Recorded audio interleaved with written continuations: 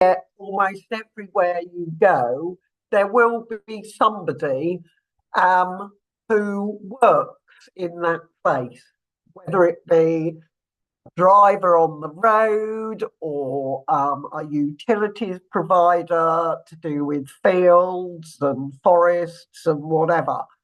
So I want us to think about that and how you can help young people think about the careers that are associated with anywhere and everywhere they go.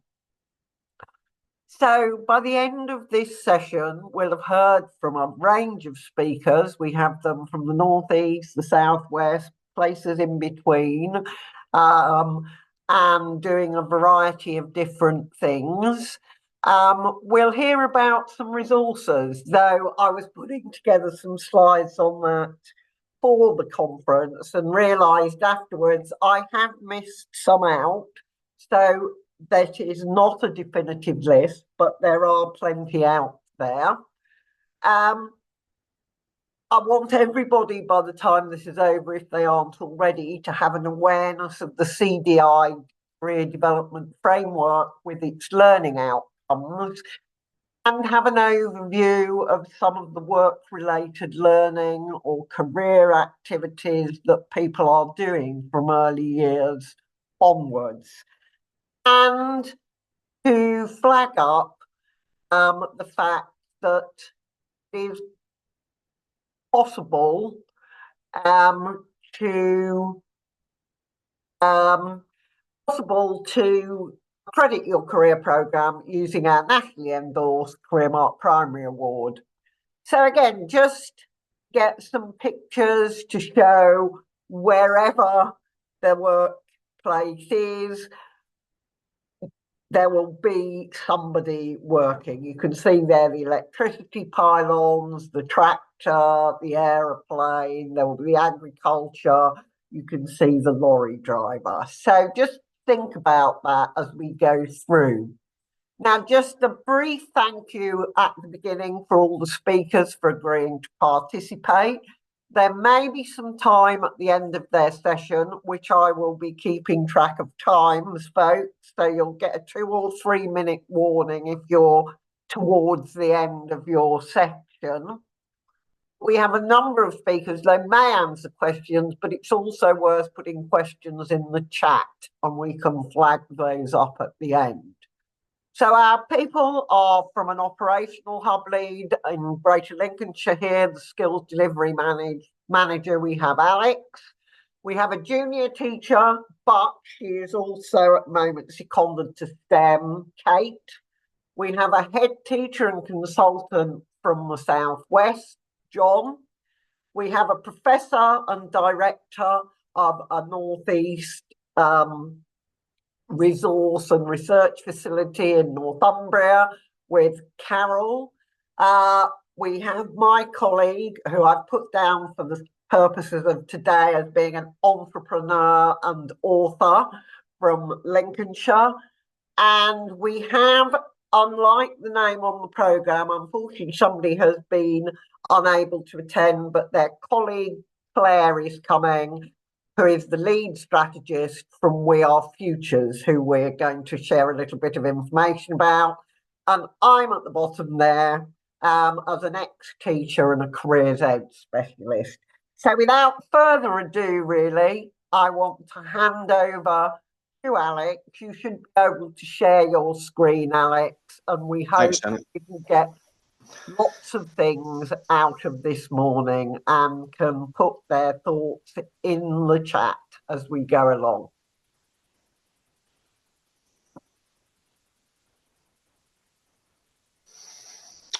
Perfect. Has that come up, Janet? Just thought I'd ask that. Does that come up okay?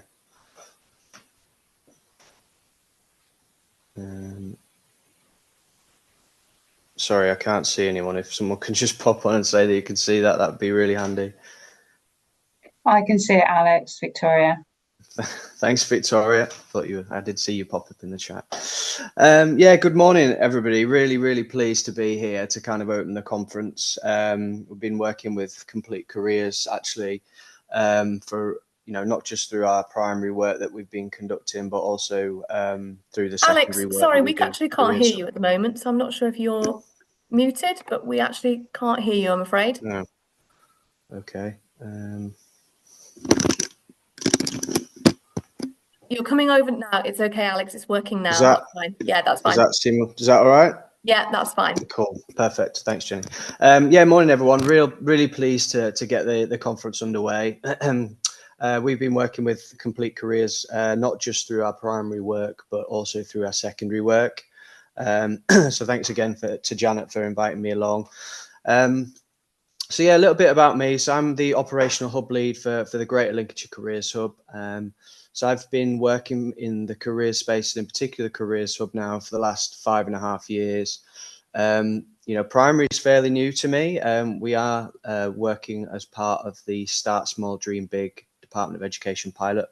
But what I would say is that it's a really exciting space, and one that I've particularly enjoyed working in so far as well. I think there's a lot that we can do to support the primary settings, and I think already in such a short space of time we've been able to see some fantastic examples of primary schools, on the topic of my session, if you like, collaborating with each other, with businesses, to really develop their careers related learning programs, to really support those young people around what they want to do next in their futures as well. So this is the kind of areas that I'm going to cover. So for those that aren't aware, I will touch on what careers hubs are, and dive in and give you a little bit of context behind the Greater Lincolnshire Careers Hub. We'll then touch on really the challenges associated with kind of careers leadership, not just at a primary level, but generally. And I will share with you some of our experiences that we see from across our work as a careers hub. And I think that's important to really understand those challenges. I'm sure everyone on the call will appreciate them as well. But I think understanding the challenges is important to allow you to understand some of the rest of the session that I'm going to talk about as well. I'll touch on creating a strategy, and I'll dive into some of the resources that are available on the Careers and Enterprise Company primary microsite. There's some really good resources on there that I think are worth highlighting, especially if you as a primary are just starting out, or perhaps you've created a strategy already, and you're perhaps looking to revisit that as well. And then I'm going to touch on kind of collaboration, not just externally, which I think is where a lot of schools and colleges tend to look initially, looking at how they can get support from external organizations. But I think it's really important to look internally as well, to see who you can get involved in your careers leadership and your careers programs to help kind of develop it and take it to the next level. And then finally, we'll touch on employers and give you some hints and tips there on the sort of things that you could and should be considering when you think about potentially bringing employers into the primary space as well. Because as a careers hub, that typically is our bread and butter, really, in terms of trying to get employers more involved in careers. Hopefully, you'll have time for some questions as well. So a little bit about the Great Lincolnshire Careers Hub. So careers hubs are government funded. Funding comes through from the Department of Education, but we are matched funded locally as well by strategic partners. So for us locally, it's North Lincolnshire Council, North East Lincolnshire Council, and Lincolnshire County Council as well. And we are due to transition into a mayor combined authority in May next year, but the Careers Hub function is currently delivered by the Greater Lincolnshire Enterprise Partnership. We are aligned to local authority skills strategies, so that's important that we're able to work with our local authority counterparts to ensure that what we're delivering matches up to their kind of skills ambitions. And then as a Careers Hub, we've got 121 institutions that we work with at a secondary level, if you like, secondary further education colleges and SEND. And then we've got 63 primary schools on our Start Small, Dream Big wave as well, which is wave 3. 7 delivery staff, and we engage with around 340 employers through different levels as well.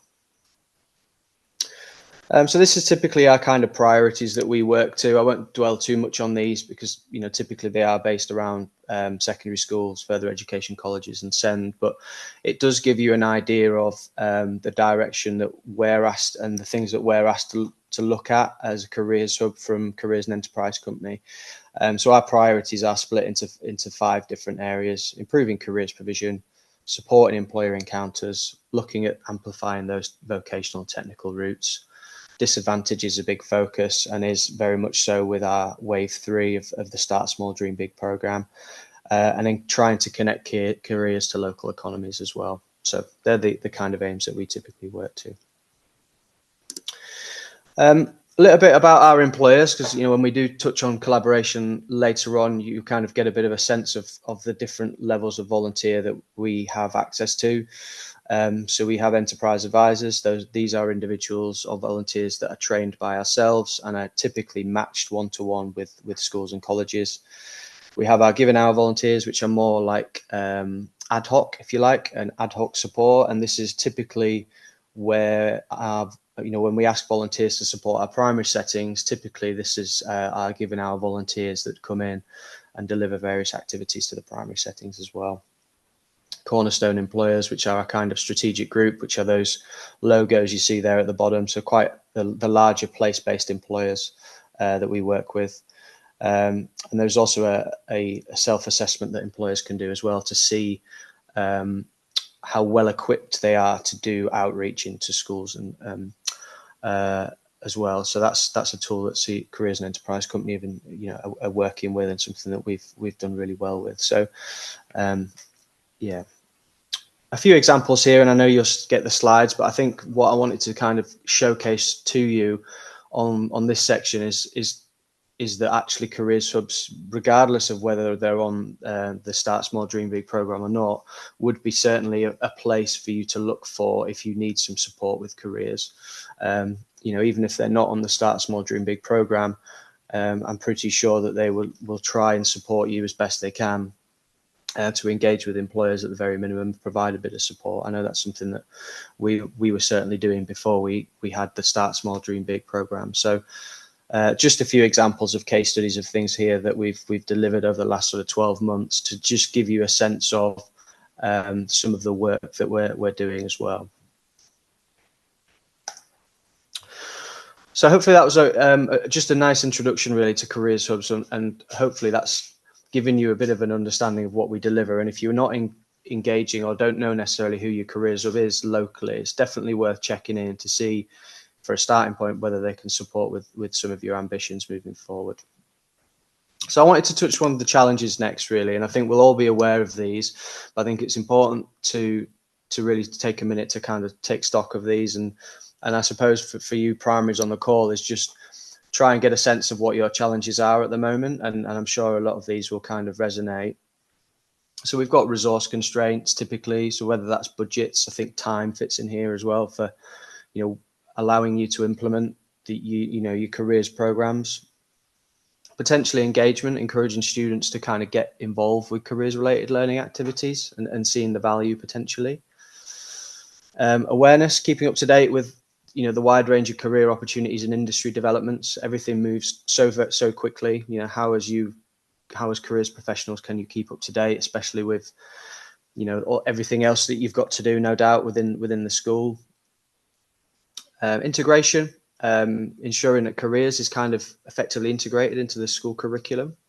I think in our experience, we're seeing some really, really great strides in primary, over the course of the program that we're on, in terms of trying to ensure that careers is part of what they're doing day to day, not necessarily holding like a careers week, for example. Collaboration, building and maintaining partnerships, individual needs as well. I think what we're seeing is lots more young people coming through with additional needs as well, and that's just one example of how young people need to be differentiated, and the aspirations of each student as well, which is another factor to think about. And then evaluation as well. So lots on there, and that won't necessarily be the exhaustive list, but there are lots of challenges associated with it. And I always like to show this slide, and I know this very much looks particularly at a secondary school careers leader, if you like, but you can see there potentially the different roles, responsibilities, things that potentially they're accountable for. As a primary careers leader, if you like, you won't necessarily have all of these, but you'll certainly have a lot of them. And I think unless you're in the careers leadership role, you don't necessarily understand all the different touch points that careers touch it, all the different elements of careers within an institution. I think a lot of people, when I've showed this, have asked for a copy so they can show senior leaders and things of the variety of different roles that they have within the school. So, and I think it just gives you a sense of scale, doesn't it? That image of all the different elements that are involved with careers. Even, at primary, you'll have certainly some of these as well. So lots of challenges, definitely. And I think especially that image there associates that actually time is probably going to be the biggest barrier to us in there. So how do we potentially try and free some of those things up? So I'm going to move on to strategy and looking at collaboration now for kind of the next section. And as a careers hub, everything we do really is about collaborating. We don't necessarily have the capacity to deliver lots of things, so it's about supporting others and empowering others to deliver those things on our behalf and collaborating. So I think this is a really, really good quote, really, that I just picked up on. I think sometimes the careers role can feel quite isolating, but when you can bring unity to that role, that's when you feel like you start to make lots of ground. And as you say, collaboration means you're able to achieve a lot more than perhaps you can in an individual sense. Through the Start Small Dream Big program, before I guess you get to the collaboration part, I think it's really, really important you have a direction of travel for your careers provision, and creating that whole school strategy for careers related learning is really, really important. And I have taken some images here from the Start Small Dream Big pilot, because I think it just shows how important it can be. And here's just an image really of how you could start that process of creating a strategy and having a vision, and then strategic objectives underneath that, planning not just from a short term but a longer term, and how your current kind of careers program fits into that as well. A vision, I think, is always really, really important to have, and probably a starting point. What is your ambition for careers related learning? Before you can start to kind of collaborate and think about who you can bring on this journey with you, it's important that you're able to kind of share your vision with seniors within the school or any other stakeholders, so you can get them on your side effectively and working with you. And then from that, hopefully you'll be able to work with others to come up with those strategic objectives. And through the primary pilot, these are kind of the things that have been identified as kind of those really, really key elements to try and focus on. Reducing bias and challenging stereotypes. We know that young people have, up to potentially even sometimes before the age of 7, begin to make assumptions on what they can and can't do based around their environment and their upbringing. We know that careers in the curriculum is so important. We know also that employer encounters and bringing those individuals in to show them different opportunities regarding careers and futures is important. And engaging parents and carers as well, equally important. As a school or institution, if you're doing some fantastic work within school, what are your parents and carers on the same messaging, if you like, or is it that when those young people go home, their parents and carers potentially undo some of the good work that you're doing within schools? So, and again, just a bit more information there on how to kind of create those strategic objectives, and make sure that they're kind of smart, if you like, which is another element of the program. So I'm just going to stop sharing there, because there are a few. I'm hoping you can still see my window here. I just want to signpost you to the Careers and Enterprise Company primary site, because there are some fantastic resources on here to help you with your careers related learning strategies. So this is just to type in Google primary Careers and Enterprise Company, if you click the button there, primary school resources, it will take you through to the primary homepage on here. And there's a couple of resources that I'm just going to recommend. One of them is the top tips. And that's about how to embed careers related learning in your setting. And there is a self-assessment quiz on there as well, which I think is really, really good way to just get you started on thinking about where you're at the moment with your careers journey, and what sort of things could you be focusing on next as well. So that's just a couple of places to signpost you to as well.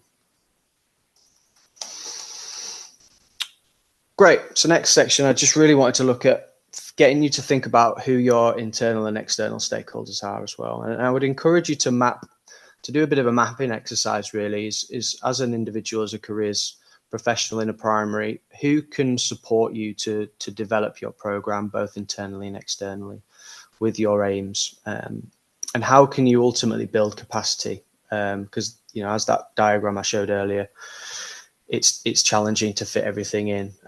You know, it can't all just fall on your shoulders as a lead tutor or a careers leader. So here's just a few examples of some stakeholders here.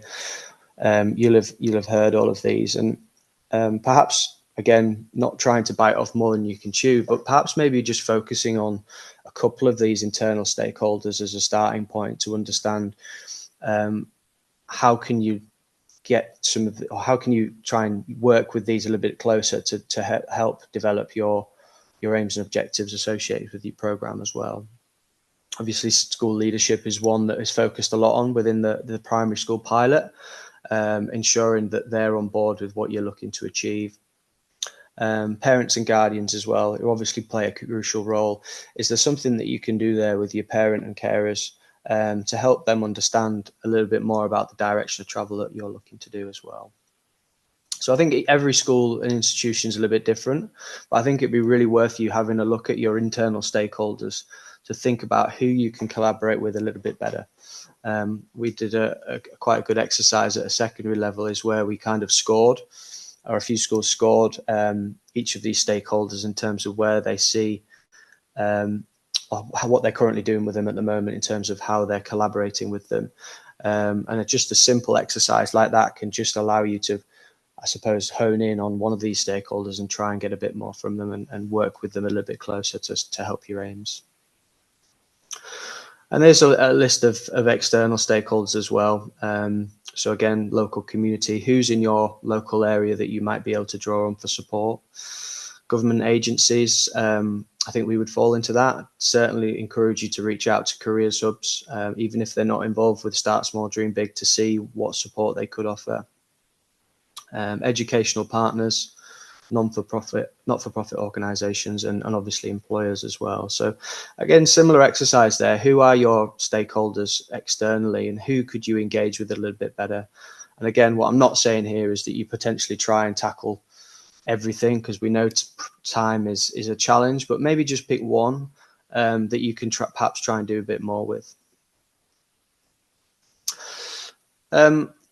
Also wanted to just draw your attention to employers as well. And if this is taken from the recent Start Small, Dream Big Wave 1 findings. What I think I'd just draw you to here, because I appreciate there's a lot of text, is that 92% of employers that participated were strongly committed to continuing to engage with primary schools. And this is something that we're seeing as a careers hub as well. Employers want to get involved and support you to develop your careers provision. Careers hubs, again, are obviously a good point to contact to help you engage with employers a bit better.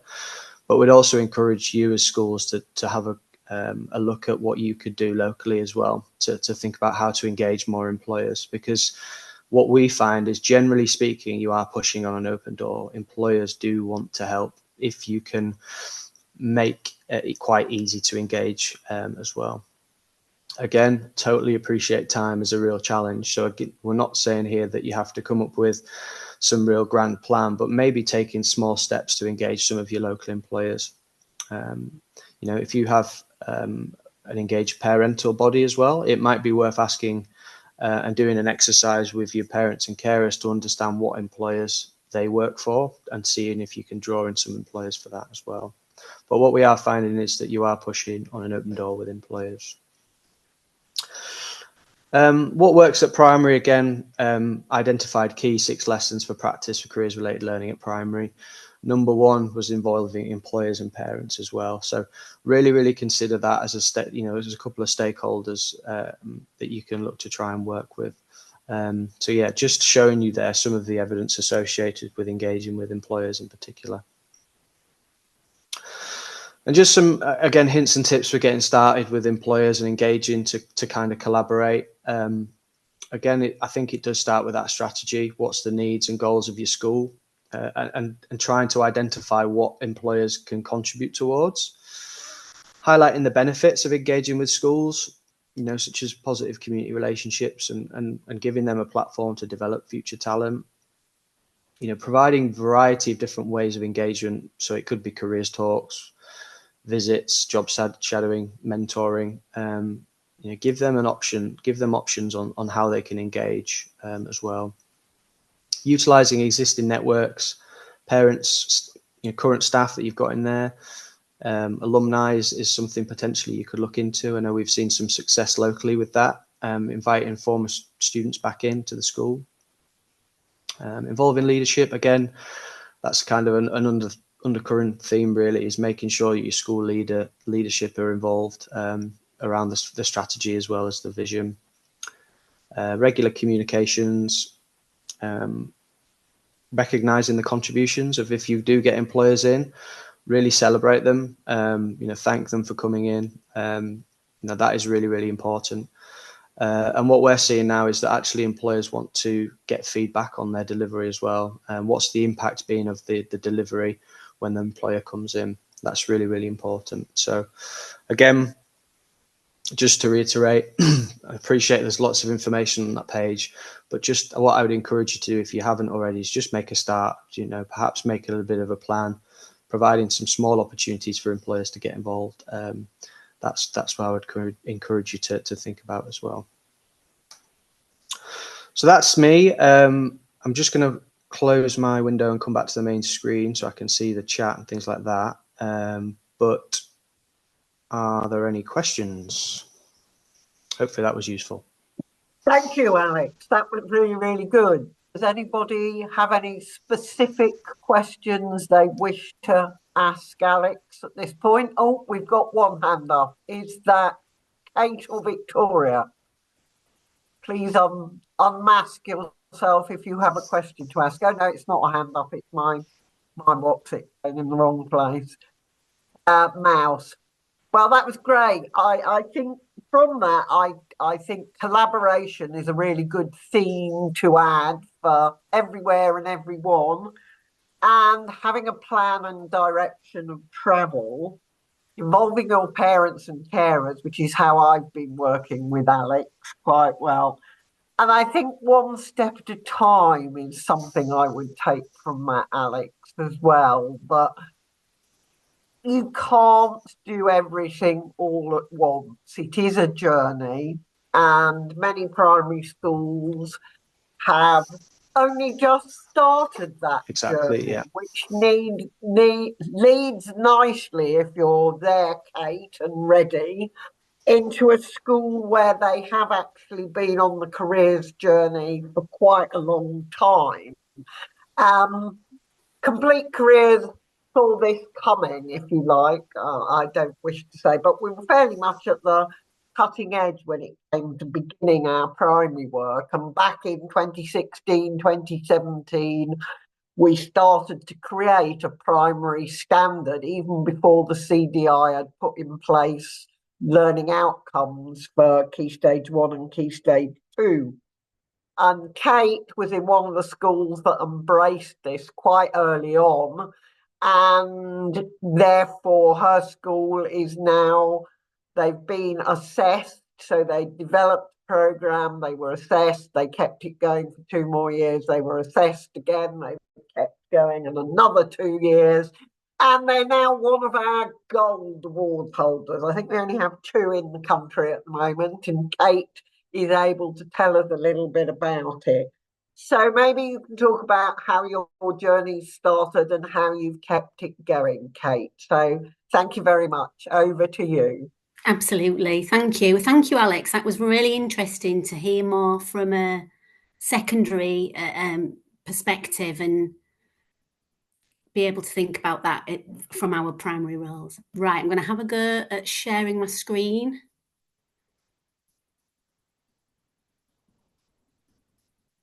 Ooh.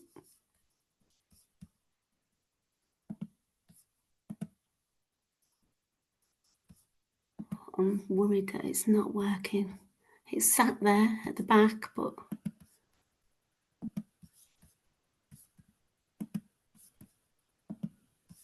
we're nearly there, I think, Kate. You just need to click on the right bit of your computer screen once you're sharing it.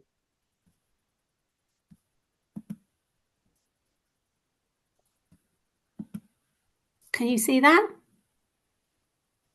Yes. Yes. You're Brilliant. there. You're there. Excellent. It's always an anxious moment. Right, hello, thank you. It's really great to be here. I'm hoping it's going to, there we go.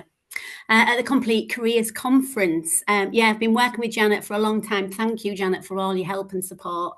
And also Sarah Fletcher and Amanda Hutchinson from the East Riding have been massively helpful in this journey. And there are some of our children who went to visit an Amazon warehouse. So I'd like to speak to you a bit more about our journey and what's happened with us in our primary situation to get us to being gold Careers Mark accredited today, which we're very proud about. So, yeah, I'm Kate Sutton. I have been head of Year 4 at Burlington Junior School. I worked there for 8 years. I'm a chartered science teacher, so I've got a science focus. I did a master's in education, and the dissertation was about STEM careers advice for Year 6 children, because I was a Year 6 teacher at the time, and started to do research and realised how important it was to have careers advice for them so they could start to develop that before they got to secondary school. I'm currently seconded to STEM learning, so extending that and developing more about careers in primary. This is what, we're all here, aren't we? And we all realise how important it is. I've got various other roles, Children Challenging Industry Advisory Board member, and that's also excellent. It's through the CIEC, and our Year 5 children every year get involved with that, where we're linked with a partner in industry. It might be Salt and Chemical Park, it might be Mitsubishi, or Catch, a different industry, and they do activities that mimic kind of the activities that actually happen on site. So they're learning the relevance of what they're learning. They go on site, and the site people come to us as well. And that's a really brilliant thing to help them to develop their understanding of that kind of a career. Yeah, so we accredited in 2022 and 24 after I'd done my master's. So really, really proud. To begin with, it was happening in my classroom, and then after we'd accredited, we were rolling out, and then the last time, we had our reaccreditation again in July, and further extended, going on the targets from the time before to continue our journey and embedding it further into school. One really good example is Farmer Time. So Farmer Time, if you go online, you can find them. It's a free resource, and you can link with a real live farmer, and the children, every year group, absolutely love it.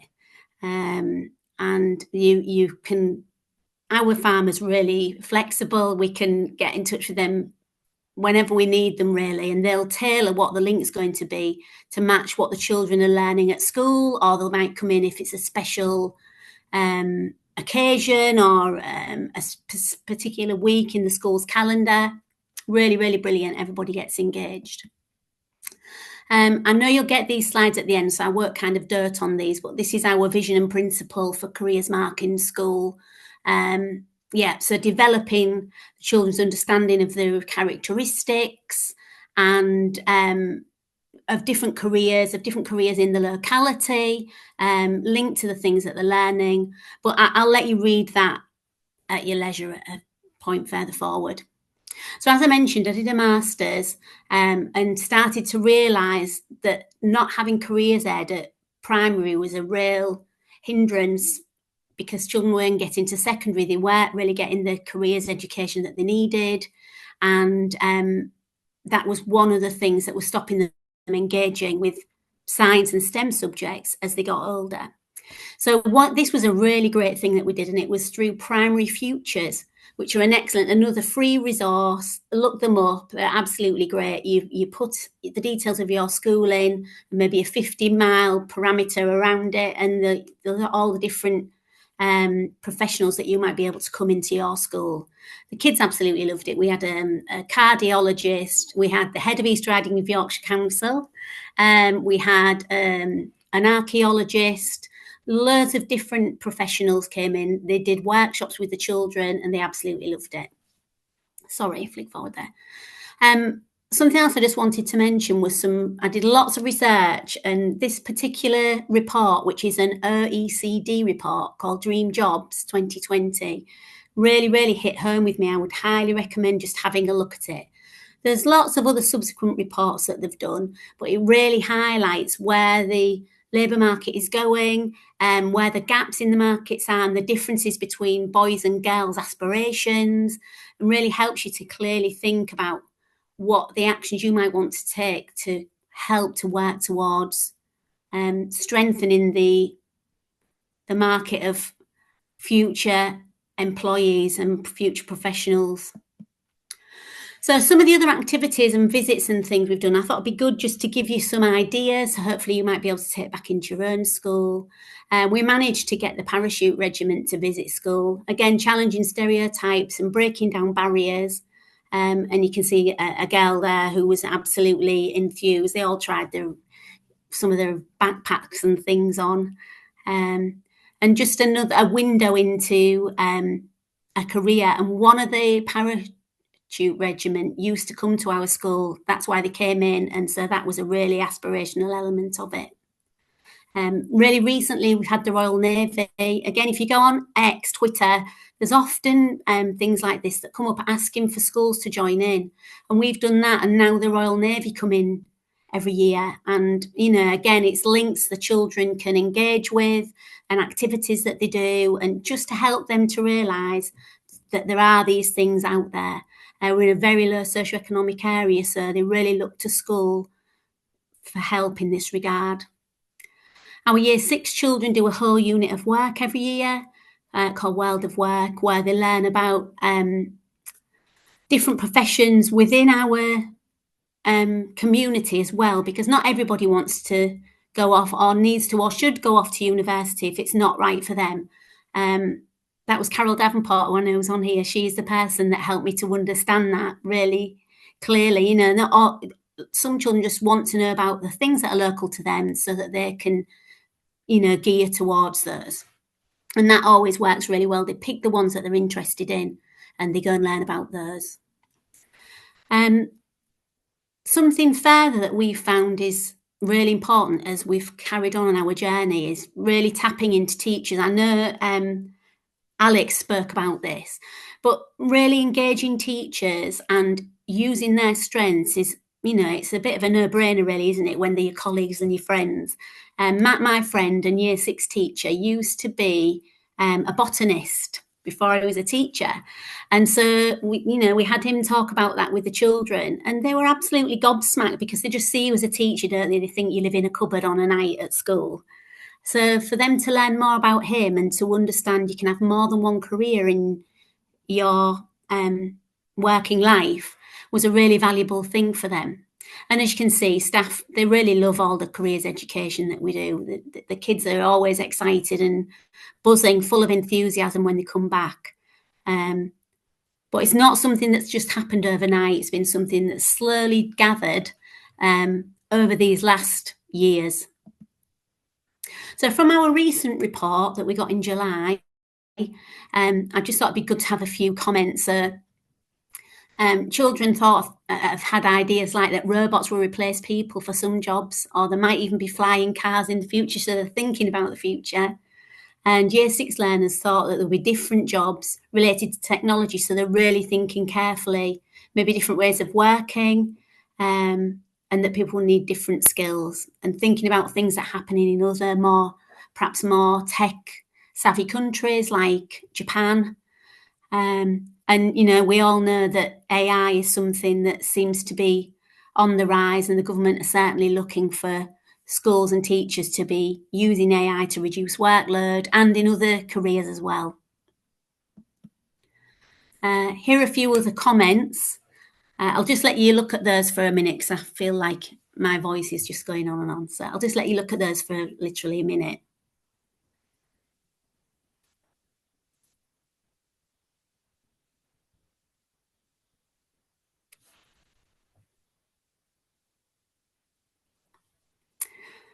Yeah, and all these things we're working at developing the children's social, cultural, science capital, you know, because a lot of the children don't have this kind of knowledge and what have you at home. So it's really important for them to be exposed to it at school. Really, the Year 6 pupils have been starting to think about transition to secondary school, and they're starting to learn that you can go to sixth form and possibly on to university or apprenticeship. So we've worked hard, my Year 6 colleagues, to help them to start to develop that knowledge so that they're better armed when it comes to it when they're older about what they actually want to do. STEM learning and STEM ambassadors particularly are another great resource, another free resource, similar to Primary Futures. And, you know, I think there's 28,000 STEM ambassadors. So loads of people, as part of their work, they're wanting to engage with schools, and businesses are wanting to engage with schools, a bit like Alex said. So, you know, ask, because the chances are they will probably want to get engaged. It brings careers to life. It puts things in a real world context. And I think it's really good that children then understand about what they are, why they're learning what they're learning at school. It gives them relevance. And just to explain the pictures really quickly, one time, one of the STEM ambassadors we had was Helen Sharman's dad. That's the guy in the centre of the picture. I'm sorry, I haven't got any pictures of the children because obviously we're not allowed to keep a lot of photographs, are we, sir? Some of the ones I've used from the school Twitter page, but yeah, so that's John Sharman, and the kids were absolutely fascinated learning his perspective about his daughter going into space. That week we learned the space debris from the STFC, so that's some samples from the moon that I'm holding there. So that was for teachers as well as children an amazing, amazing experience. At our school, we've got a real focus on engineering as well because of the transferable skills that you develop, patience, learning through trial and error, collaboration, problem solving. They're all skills that children really need as adults. So we work with engineering in school quite a lot as well. We were part of a STEM Enthused partnership, again, developing community. So now we've got a kind of the legacy is we've got a community of schools that are all linked. We can share best practice, we can share resources.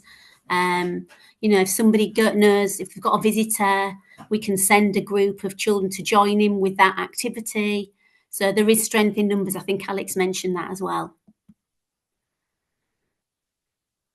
As part of our STEM Enthused partnership, the Year 4s worked with the Year 8s from Bridlington Secondary School, which was brilliant because the Year 8s had been to our school, they were revisiting, and it kind of demystified the secondary school. The kids from Year 4 went up there and, you know, they were really engaged. So that's another really good idea for kind of breaking down barriers and developing those links between Key Stage 2 and Key Stage 3. Explorify is another brilliant resource, another free resource. There's a whole section about careers in there now.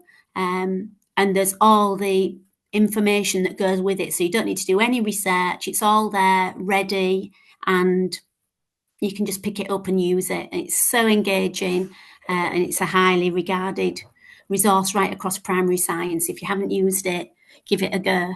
The kids really love Zoom in, Zoom out. And that's a tardigrade. I didn't know what one of those was until Zoom in, Zoom out. And yeah, indestructible little microorganism. But yeah, highly recommended. And then these are just a couple of other things that I just thought you might be interested in seeing. So then we do work on money there, the year threes, learning about money, what you need money for, about saving up and budgeting. There also was another one I couldn't find the picture for, and they designed an outfit that they might wear if they're going for an interview in year 4, which I thought was really cool.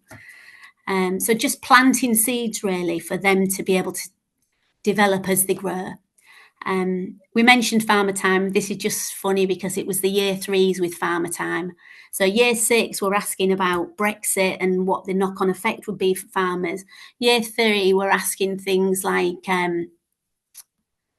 if the farmer had flamingos on the farm, or if any of his animals had ever blown away. And he zoomed into us from a tractor that was driving itself. So the kids were all absolutely amazed. Yeah, we can link it to the global goals. That was another link that we developed through Twitter, actually.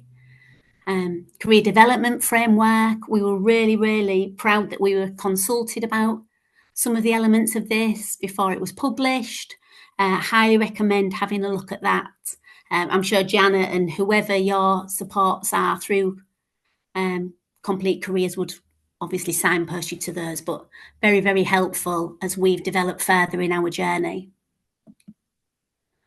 And yeah, just doing things that are a hook, really. We managed to get our school's name in a little USB that went up to Mars with the Perseverance module. The kids were all really massively engaged, and we did a big, lots of learning about that and the different jobs that would have gone into that becoming a thing. So targets going forward, these are targets that we were given on our latest accreditation, and I've highlighted the big one. We really struggle with engaging parents and carers. If any of you have got any really great ideas, please let me have them. We've invited parents in to share their careers, like a bring a parent element and all kinds of different things. And it's still a challenge. So please let me know if you've got any other good ideas for us to try. Yeah, career-related learning. It's about broadening pupils' horizons, challenging stereotypes and helping them to develop, I think, truly like skills and a sense of self to help them to understand themselves and what job might be suitable for them in their future. And that's it, I think. There I am. Please feel free to contact me. I'd be more than happy to chat to you. Or if you've got any other great things to share, I'd be really happy to know about them. And that's a quick tour of what's been happening at Burlington Junior School. Thank you so much, Kate. That was really good to hear your journey and all the people you've involved. There's obviously quite a lot of STEM focus in a lot of this, the science, technology, engineering and math. I'm an ex-English teacher, so I'm personally a STEAM woman. I stick the A back in, which is the art, and you will get people. I mean, I'm sure if you noticed the list Kate had in some of those slides, the author, and there will be people who might be in performing arts or recording or there's dance and all the sorts of things that are the creative elements, which again are needed in the engineering. Again, you talked about problem solving, which is quite, you need to be creative to solve problems. So, it's great to do the technical stuff, but again, I always like to put a bit of a push in about don't forget the art, and they are important as well. again, we really appreciate your time and what you're doing. Has anybody got any specific questions? There's lots of thanks rolling in, but no, anybody got any specific questions for Kate at this moment? No, well, amazingly, I thought Kate had a lot of slides, but amazingly, we are running in front of ourselves.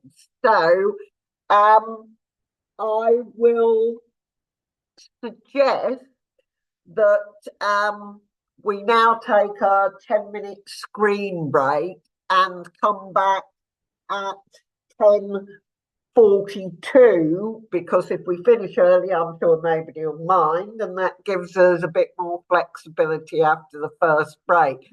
So grab yourself a cuppa, have a comfort break if you need it, and we will come back again, and it'll be John. So I think John will be ready by 10:42. I know he's teaching. If he isn't available, Carol, I might put you on a little bit earlier, and hopefully that will work. Though I know Carol also had some concerns about time. So we'll just see how it goes. If necessary, I can deliver. Okay.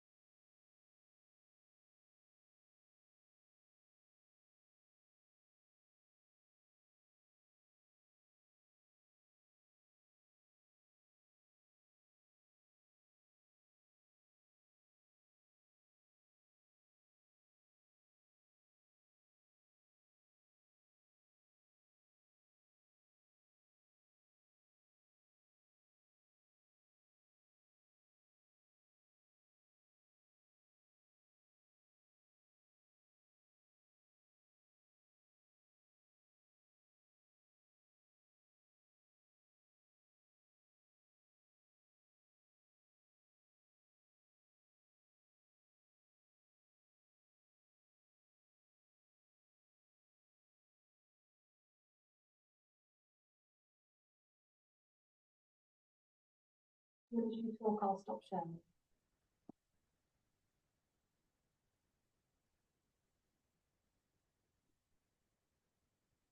Hello and welcome back, everybody.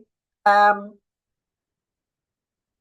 just asked John if he is free to start now. I haven't got a response, so he may actually still be teaching. And so might Carol at this point.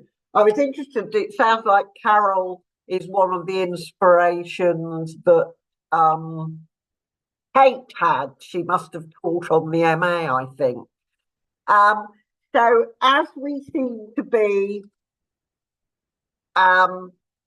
without John or Carol at this point, I'm going to bring my talk forward. I'll do a tiny summary at the end. I was just going to again share my screen and look at some of the things that are going on.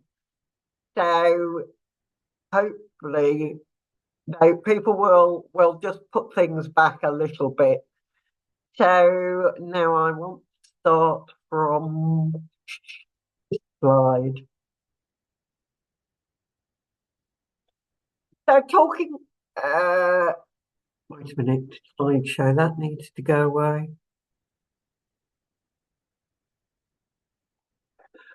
Okay, hopefully you can all see that. Can you see that? Right, excellent. So one of the things, I think we've probably already got it, but it is summed up by various people. And there's some quotes here again you could use with fellows, staff, learners, governors, etc. And what is the purpose of career primary education, if you like? Sorry, I think I need to go back there. So what is the aim? It's to challenge stereotypes, help them to bring their skills and a sense of self. And I think that's really important. What are they like? What are they interested in? Which is why, again, I'm part of a STEAM rather than a STEM background, because maybe they're not science and technical, they're more sort of creative and whatever, but that's fine. And then Paul Whiteman, who was the General Secretary of the National Association of Head Teachers, the earlier young people's aspirations are raised, the better. And it says that careers education should create light moments for young people. And then why do we do it? As I say, promotes a sense of self, support learners to reach their potential. Sometimes when I'm talking to primary heads about the learning outcomes on the CDI framework, they get worried about managed career because it does sound very highfalutin for 3, 4, 5, 6-year-olds or even 12, 13-year-olds sometimes. But what I say to them is what you're actually remembering is that you are you're just trying to help them do the best they can be. So if they do their homework, if they get the support they need when they're younger, that is them managing their career as best they can. So those are the reasons we do it. Now, I believe actually John is there. So John, I'm going to go back over to you if you're available, John, and let you carry on, because I meant to show those 2 slides earlier anyway. Good morning. Hope you can hear me. Can you hear me okay?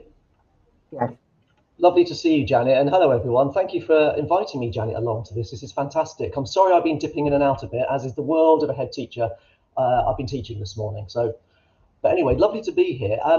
Yeah, if I can share my screen then, let's have a look and see if I can do that pretty easily here. I'll just share the entire screen possibly.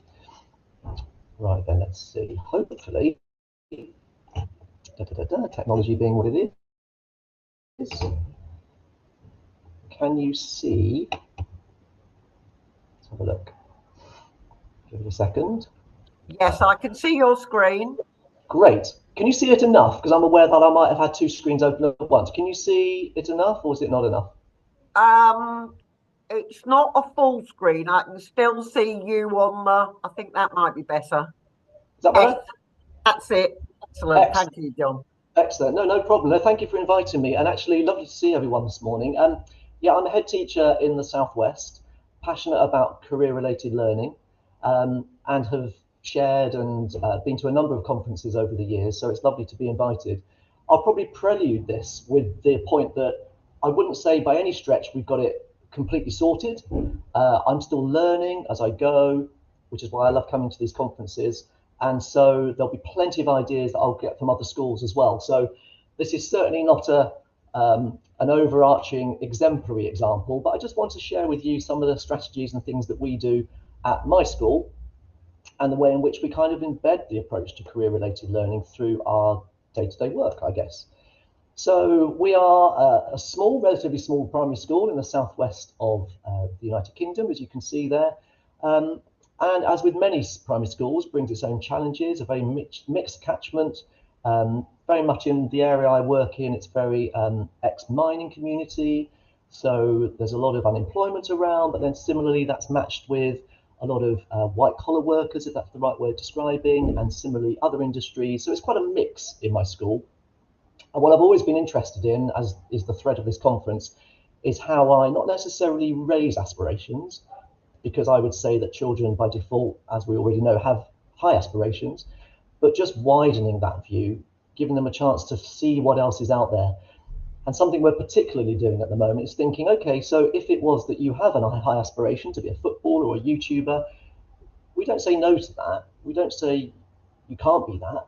We capture that at the school and we say, okay, so what sort of skills might you need to be a YouTuber or a professional footballer? So I guess just as a starting point, before I share my slides, I'm just saying that we're always evolving our approach to career-related learning. And we've come to value that actually children are bringing a lot to the party already. So we don't need to sort of start from scratch. So I thought I'd share a little bit of the journey that we've been on. And some of this might resonate with colleagues on the call today as well.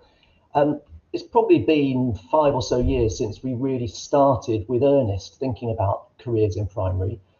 And certainly, as we know, back in the day, 5 or 6 years ago, primary careers was seen probably still as a bit niche. It was seen as a bit, perhaps, why would you sort of necessarily want to talk about jobs at that age? But we know now, hence all these conferences, that that's changed for the better. But certainly back in 2018, we were doing events using the Primary Futures portal, which I know many of you probably are aware of. If not, I really recommend it. It's free. It's a great way of getting volunteers into school. You may have heard this already this morning, but it's a really fantastic resource. And a lot of schools use it across the country. And we found it fantastic for just immediately getting visitors into school, because as we know, children can't be what they can't see. So just a whole range of different volunteers. And then combined with that, Primary Futures also operate and run some really exciting virtual events. And last year, they took us on a tour of the Brompton Bicycle Factory on the screen. We've had some aviation sessions with them, but for free. And as I sit here as a head teacher, anything free is great. And actually everything we're doing is free, but that particularly is a great resource. And then over the years, over the last sort of 5 or 6 years, we've refined that approach to having volunteers into school, where we've kind of themed it a little bit more. So whereas in the past we might have 10 or 12 visitors coming in from any industry, we now think, okay, let's think about careers in the arts, for example. And we try and draw on Primary Futures database to bring in people from the arts. So that was sort of our initial start, if you like. I was involved in some research simply called What Works? Career-Related Learning in Primary Schools in 2018. And again, I was reading that report just recently, and we've come such a long way since then. All the information we're sharing today was evident in that report, but I think from the conferences we're having, there's a lot more happening now, which is fantastic. Probably a lot of it lynched on that report at the time. Oh, I had to put this in because it does make me chuckle. We did get invited to Downing Street to meet Boris with some children to talk around career-related learning. And actually, again, it was a great experience, taking a group of children there to talk around careers. Anyway, there's more I could say about that perhaps another time. And then last year, I was invited to take part in the Education Select Committee inquiry, which was looking at the effectiveness of careers advice given to students. So I guess what I'm just saying from that brief snapshot there is that professionally myself and as a school, we've been on a journey, as we all are. So we're still finding out, we're still learning. But what I want to share with you today is some of the things that we actually do at Welton Primary School. And Janet, you're welcome to share these slides after, of course, as well. So we really sat back a few years ago and thought we've got some key questions that we want to kind of unpick. If we're going to deliver a career-related learning curriculum, for want of a better word, we wanted some key drivers. We wanted to make sure that we link our curriculum to careers advice, which is the purpose of this conference today, and I'll cover off all these very separately in a second. We wanted to think about how we upskill our teachers so that they can find strategies and ways to embed careers-related learning into their day-to-day work. We know time is a massive issue in primary schools. I think we'd argue there's probably too much to teach, but we were thinking, how do we start to creatively bring career-related learning into our day without adding to the actual element of time that's needed? Also interested in work experience, but I mean that in its loosest sense, in terms of experiencing the world of work. How are we actually going to do that? We clearly, as all schools do, want to increase the involvement of parents and guardians, and we also want to find ways of assessing. We don't necessarily want formal tests in career-related learning. We have enough tests, but I think some ways of doing that. So they were our kind of drivers, really, to think about where we were heading over these sort of few years. So I'll take each in turn, if that's okay. So to link the school curriculum to careers advice was the sort of the beating heart of our delivery to this. And I think it's important to recognise that as schools, we don't need to be bolting things on necessarily, because a lot of what we do can spin around things that we already do. Now you can see there are 6 school values. I'm sure all primary schools have something similar. We spent a long time thinking, should we have aspiration or grit? Is grit a value? We weren't sure, but we came up with those 6. But immediately when you start to look at those values, they are the values that we recognise are important for life, but obviously for jobs or careers or learning. So immediately we're sort of hanging what we're thinking about in terms of where children go in their futures to what they're experiencing in school now. So your values, the way in which you operate as a school, I think should be a starting point without a doubt. And I think all of those link really nicely to careers.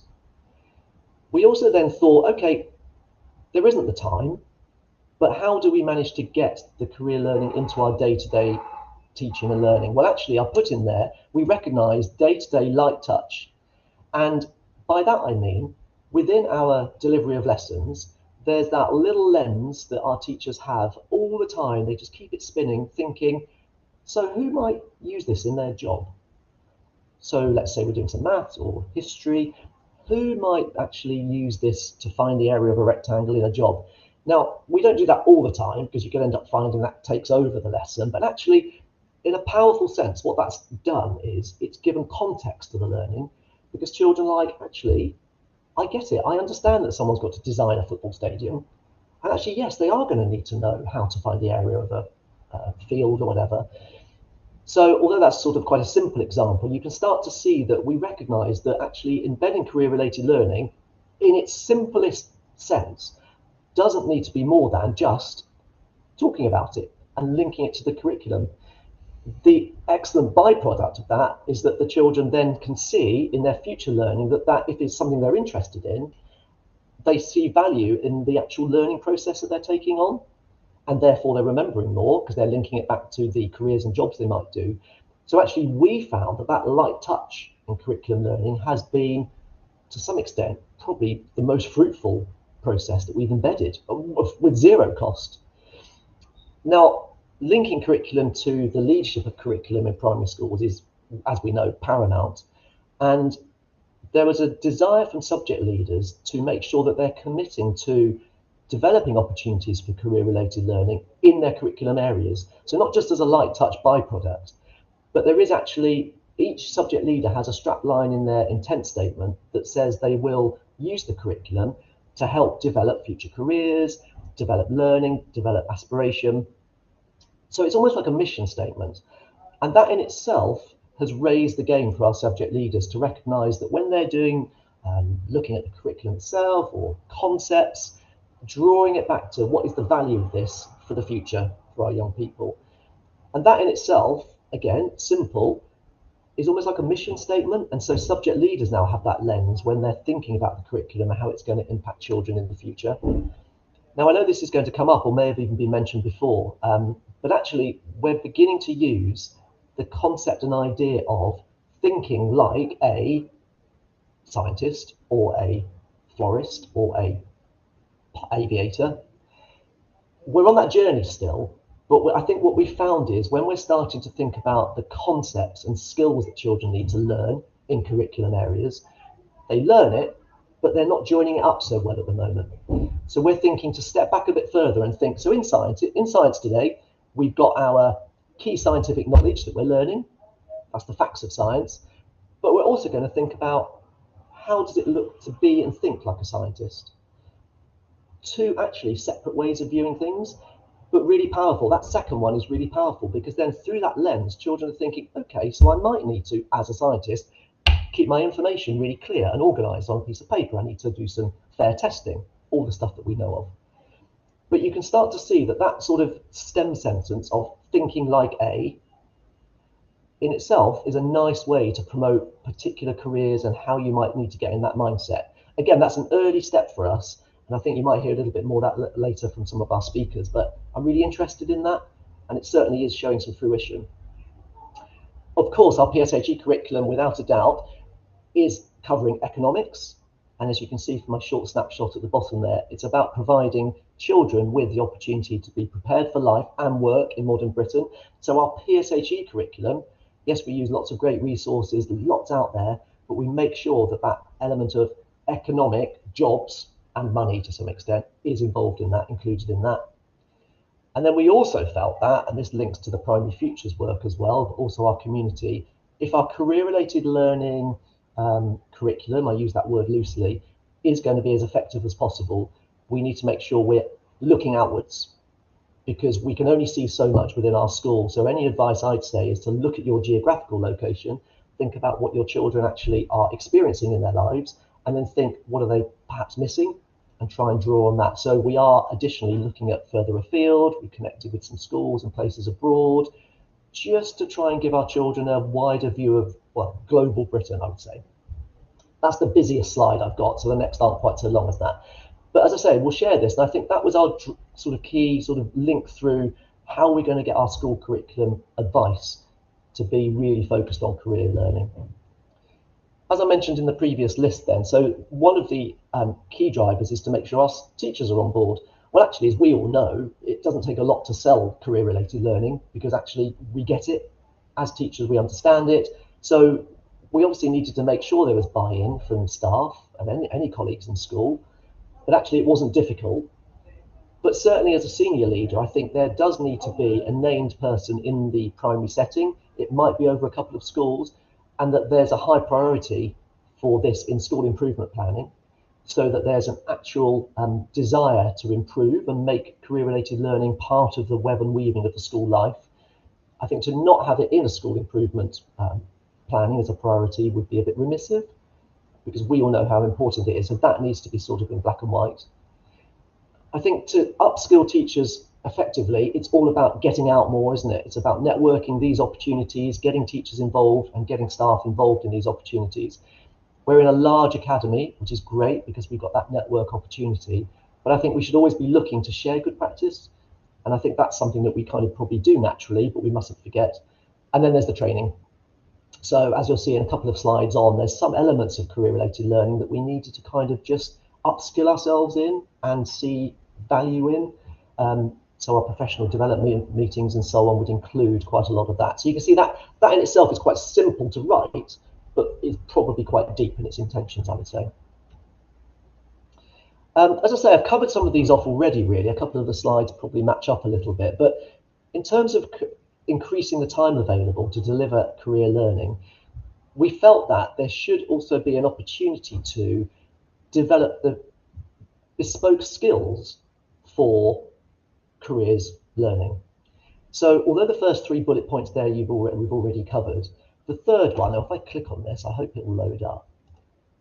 I put together, using the Career Development Institute framework, and I hope you can see that. If you can, great. If not, I'll just talk it through very briefly. We felt that there needed to be a journey through the sort of more formal skills and formal elements of career-related learning through primary school, And the Career Development Institute has a fantastic primary framework. And this is essentially it. I've just sort of snaffled it and moved it around a bit. So there's no copyright here. But what's really lovely is through our PSHE learning, which I mentioned earlier, staff are able to draw on these areas and teach the specifics, sometimes formally, sometimes informally, particularly in early years. It's more sort of webbed and weaved through the day, to learn about growing throughout life, to learn the skills involved in how do you explore possibilities and how might you decide on doing a job? How do you know what you want to do? Similarly, how do you manage a career? So you got a job, great, but what might happen next? Do you change career? All these things that we know of. Creating opportunities, how you work with others, again, linking to school values. Balancing life and work. So that work-life balance we know is critical. Again, there's absolute real clarity around that. And seeing the big picture. So how does the economy work? How does tax work? How does salaries work? Those sorts of bits of information. So that in itself we found was a very useful, I suppose, not starting point, but a really good way of having some commonality across the school. We know that progression is key in schools, but that was a really nice way of having progress through those sort of aspects. Nearly done, good for time, I hope. So access to work experience. Naturally, in primary school, it's not going to be work experience per se. It's going to be the opportunity to go and see people at work. So luckily, in the local area, we have a few sort of areas here where we can take children to, and we can actually look at what goes on in those areas.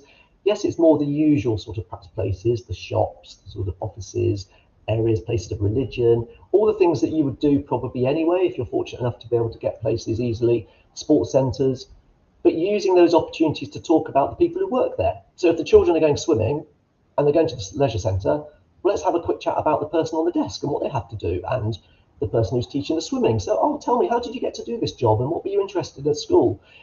Just getting that extra voice, drip, drip, drip, works fantastically. Something we know is great is the opportunity for apprenticeships and different pathways to a future. And I think what I'm particularly interested in, and this is something we're working on, is getting ex-students to come back in, some of whom have done apprenticeships and T-levels, and talk about that journey, how they were perhaps not ready for university at this stage, but actually interested in following a career, maybe getting a salary already. That in itself is really quite refreshing, because for some of our children, they will recognise the alumni who've been before, and that's a really natural, having young people coming in talking about what they're going to do again is a really powerful message. So I use the word work experience, not necessarily just for work, but actually education experiences. I suppose it's a bit of that as well. It's the next steps. So that's something I think we're really developing. We've already started to do that, which is really exciting. I mentioned about increasing the role of parents and guardians. Now, we publicise our career-related learning well. So we've obviously got things in our newsletters about activities that we might be doing. We invite parents in and guardians into events that we might have. Similarly, at parents' evenings, we just have a little slip of paper that says, we're really interested in learning about jobs at Welton. Please fill in this form if you think you'd like to come in and talk to the children. Just nice and easy, hand out those slips, and we get a nice little return from that. And then we also developed a citizenship award, a character and citizenship award, which we've sort of evolved over the years. This is last year's one. Maybe you can or can't see that. But essentially, this is it's a kind of a PSHE focus, and I developed it to really get children involved at home with their families, particularly our most disadvantaged. And within it, I don't know if you can probably see it, I'll read it. We've got 5 areas that children do activities to develop those skills. So developing me, for example, has things like cook something new, help out a neighbour. But then it's got something about find out about a job you might be interested in. So this passport actually webs and weaves career-related learning into sort of home life. We've got physical me, like fly a kite, paddle somewhere, climb a tree, interview a sports person. Well-being me, go to the park, watch a thunderstorm, learn yoga, but also learn about relaxing and how that's important for your life. Local me, as you can imagine, buy something from a local shop, feed the ducks, jump in puddles, but there's also find out about a local job, visit a charity shop. So, and global me, most important perhaps of all, global me, create something from recycling, visit a place on Google Earth, but similarly, find out about injustice, find out about charity work. what this is enabling us to do, and children do activities, tick them off and get badges, what this is enabling our children to do and our communities to do is just do fun activities, but we could just draw it back at school and with our communities to sort of careers and future jobs. So that's something I would recommend, or something similar works really well. And we're out of time. If I've got a couple more minutes, Janet, just chip in if that's okay. I'm just nearly done. You're okay, John. You're we're good? okay for time. Thank you, that's brilliant, brilliant. I can't see anyone, you see, I can just see my screen, so I'm hoping you're still there. Assessing the quality of provision was really key for us. Now, one of the main ways in which we do that, to be fair, is through the Drawing the Future programme, which again, Primary Futures operates. And really, we do this regularly sort of each year, but also after a career event. So we get to see if children are kind of learning about new careers and are maybe more interested in it, or indeed, do they remember in a couple of years' time that they had an explorer coming in to talk to the children about what an explorer does for a career, or a pilot. So this, again, is a really easy way of assessing pupil knowledge, and you can kind of then, over time, sort of track what children are saying. And what does this one say? This is, I want to be a dancer, my dance teacher Ella and dance teacher Sue. Lovely. So we use this as a way of, is it assessing? I suppose it is assessing. It's certainly tracking children's views on careers. We use a self-auditing tool. Now, to be fair, we're sort of in development with this because the Career and Enterprise Company have a really good audit tool that's for secondary use. And I was at a meeting earlier this year before the summer, and I felt that that is something that could probably be used for primary. So I've got sort of copies of bits that I'm trying to sort of play around with, but I think an auditing tool of sorts, and there might be something coming our way soon for primary schools, not to sort of make us feel bad because we're not doing something. I think as a head teacher, I'm very cautious of that, because sometimes auditing tools can have the adverse effect of making you think we're not good enough. The auditing tool the CEC have developed for secondary is very much about, these are the things you're doing, and actually try these things. And it's, although I think it's very electronic, I'd be really interested in that. So we kind of looked at some of what those areas might be in the school here. We have our own little processes in that, but you could quite easily perhaps create an auditing tool, because you could look at how often curriculum, career-related learning is covered in the curriculum. You can look at action planning. You could probably look at as well lesson planning. Look at lessons. Are you hearing the language of it? Is there a display? Are children talking about it? Pupil voice is powerful. And then I finally put awards and accreditations. Not only do we have our sort of awards for our Citizenship or Passport Award, it'd be really interesting to develop, and I think there's some mileage in this, some sort of, well, we know through the conference we're on today, having a sort of a tick, if you like. Schools love ticks and badges and logos. Doing something like that is a fantastic way to just show that you mean business, and it sets a message and it sets a tone, and you can have your logo on the website and all of those things. I think is fantastic. So assessment I see not as testing, obviously. It's about ways in which you're sort of gathering information more holistically, which I think is important. Perhaps I'll always just finally mention within that bit is that we also measure children's perceptions of careers, like on a rainbow scale.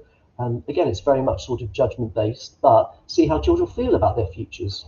And we've done things like the SHU survey, the Schools Health and Education Unit survey, which looks at health more generally, but also looks at futures. Are children hopeful?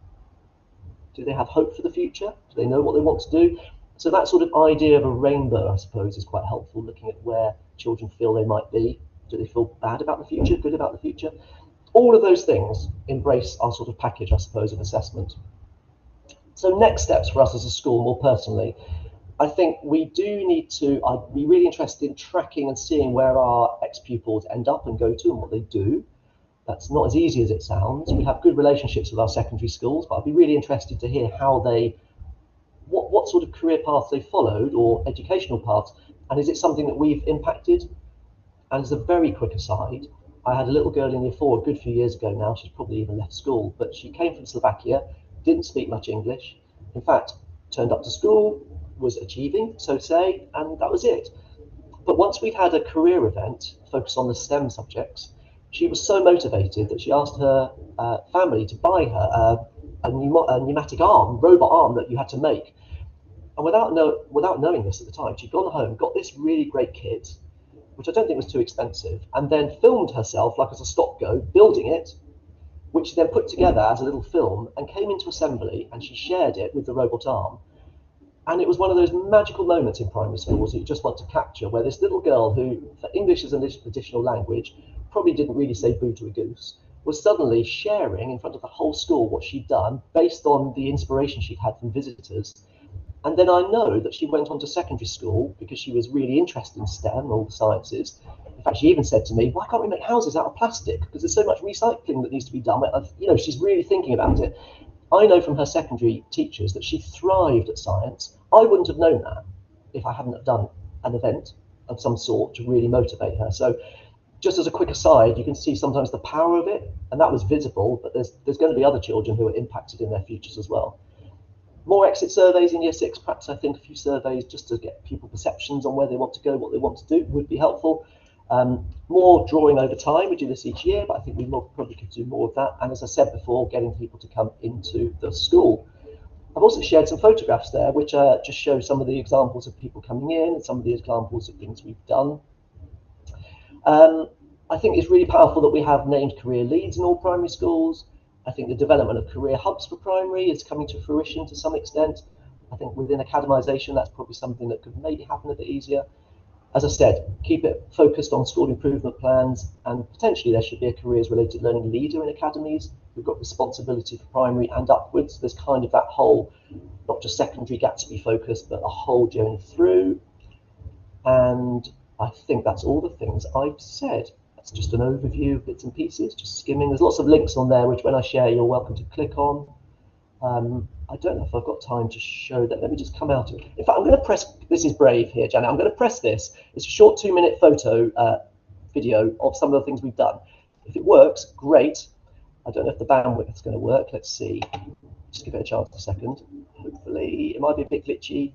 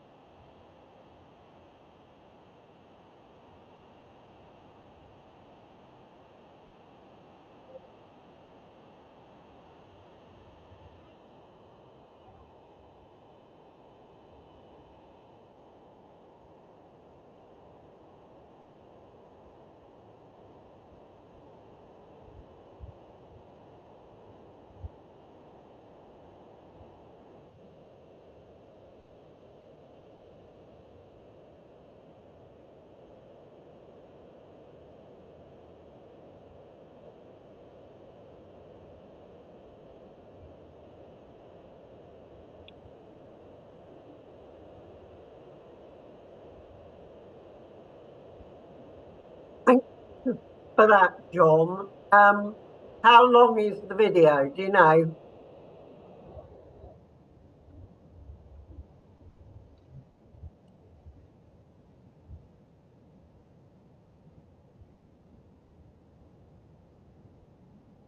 Okay, we're nearly there. That's fine.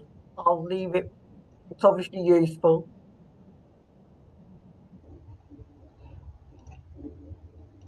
Well, I could hear you in the background, Janet, so it might well have been that that didn't work. But nevertheless, I hope that's been really useful. And I'll share that presentation afterwards, if that's okay. And I'm happy to take questions or share. But it's part of a journey, isn't it? So really exciting to share. Thank you, Janet. Right, I think you can stop sharing your screen now, John, or I'm far too large. Oh, there you go. You've gone, Janet. It's fine. That's okay. Lovely. That was really, really helpful, John. Thank you for that. Again, lots of things for people to think about and share, and, you know, surveys, tracking, careers hub. Just to say, Kate in the chat there has mentioned the curriculum review, which is happening at the moment. It's not too late to put something in for it, and I recommend you all say something about careers education being part of the national curriculum from early years right the way to 19. I shall certainly be doing that on behalf of our company. Carol, thank you for your patience. Over to you now. You obviously know Kate Sutton, I believe. It sounds like she might have been on your MA. I only just made that link. I came across Kate because I saw both Kate and John advertised at a national conference I couldn't afford to go to, but I reached out to them both and they very kindly agreed to come to ours where you can access them at no cost. So over to you, Carol. Excellent, thank you. I will just get my window to share. I should share now. Let me expand that so I can see everybody. So thank you very much. Excellent, yep. So thank you very much for inviting me to speak. It's been really interesting so far what I've heard. Also, hopefully you will enjoy my husky voice. I've got a cold, so I may have to mute and have a quick drink at some point, but hopefully that'll be okay. And I'm just going to do a very shortish presentation, really, looking at some career resources for early years and primary classrooms. I am a professor of STEM engagement at Northumbria University, and a lot of my research is around children's career aspirations and why they want to do what they want to do and how we can support them to broaden their understanding of careers, not necessarily change them while they're with us in primary. But part of what I do is I run an outreach and research group, and we develop resources with schools in the Northeast, but that are available for everybody to use across the country. So I'm just going to showcase some of those to you today. So that's what I'm going to talk about, why careers in early years, a little bit about planning for success, although given the amazing presentations so far, I'm not going to talk much about that. And then just 3 resources that you could take and start putting in your planning today if you wanted to. And I know we've kind of mentioned this, but why careers in early years are primarily important. And part of it is that stereotypes about who can do what job can start very early. Even before the age of 8, children rule out certain careers as unacceptable based on their understanding of the world and their place in it. And what's more important, I'm never worried that children want to be footballers or YouTubers or performers. But what worries me is that those aspirations are gendered. I come from a STEM focus, so where children do want to do STEM jobs, the boys tend to want to do physical sciences, engineering, technology core subjects, and the girls tend to want to do healthcare sciences, caring science subjects. And even in the kind of the more fantasy careers of footballer and YouTuber and performer, they are also very gendered. So for me, that's why it's so important to start in early years, to try and counter some of those stereotypes, to try and support children to understand that they have a much broader range of careers that can be available for them. And as John says, working with parents to help think about that as well. I did have a slide in about planning for success, but we've heard so much about that I'm not going to say much about it, other than there is an aphorism that if you fail to plan, you plan to fail. So I think it's really important, although I'm showing resources, it's really to think about how can you put that into your planning in your schools. But that's all I'm going to say about that. This is a local school that actually have sat down, and this is their science, their career-related learning, and these are the careers that the children will meet every year for 7 years, from reception through to the end of year 6. And all of the other subjects in the school are also doing this career roadmap, so that children get a massive range of different jobs in each subject that they meet in the curriculum. Now that takes some planning, but it can be done, and once it's there until you decide to change your curriculum. So that planning is so important. So the first resource I'm going to talk about is for early years, and it's to support teachers and other adults in early years to provide high quality STEM engagement. It's linked to literacy development through a storybook. It's flexible and adaptable to the setting, and it focuses on the attributes that children have or that you as or early years educators would want children to develop.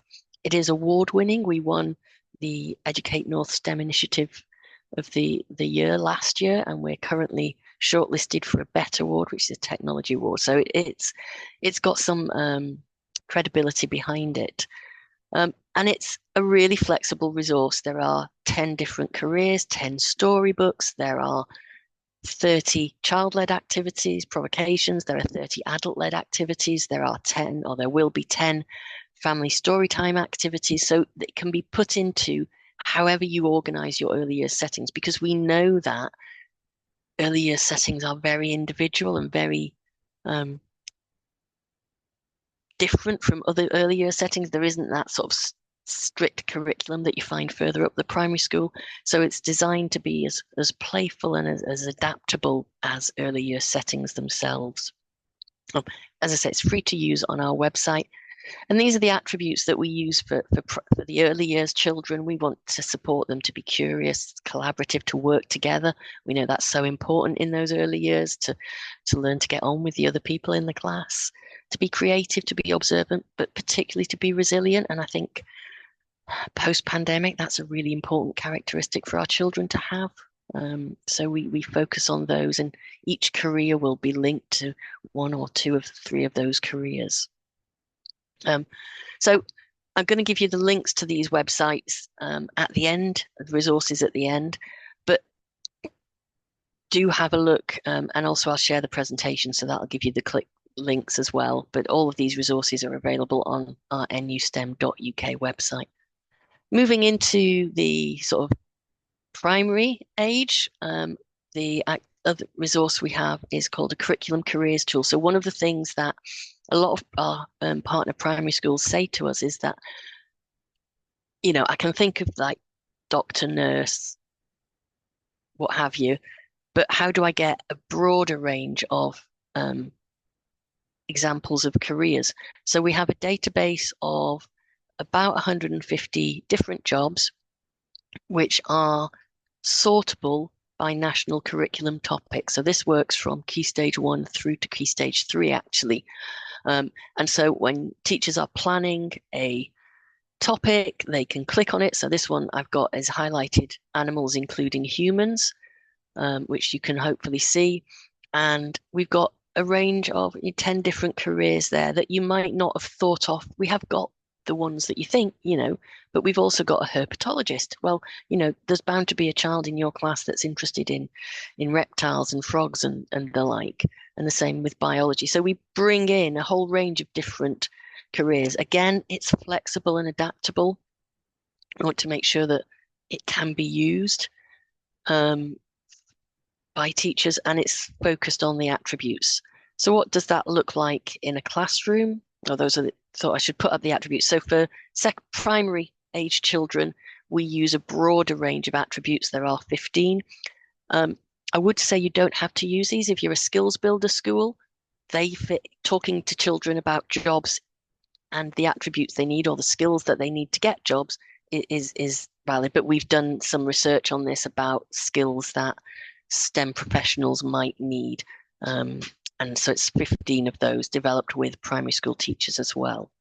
So this is what it could look like in a class, and this is what a lot of our schools use.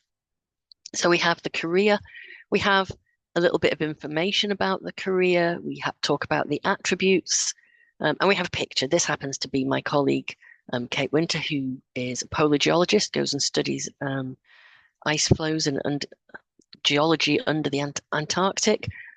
But you can find counter-stereotypical images, and there is an image link on each job as well. And one of the things that's really important for children is not every child in your class, with very few exceptions, will have a career aspiration.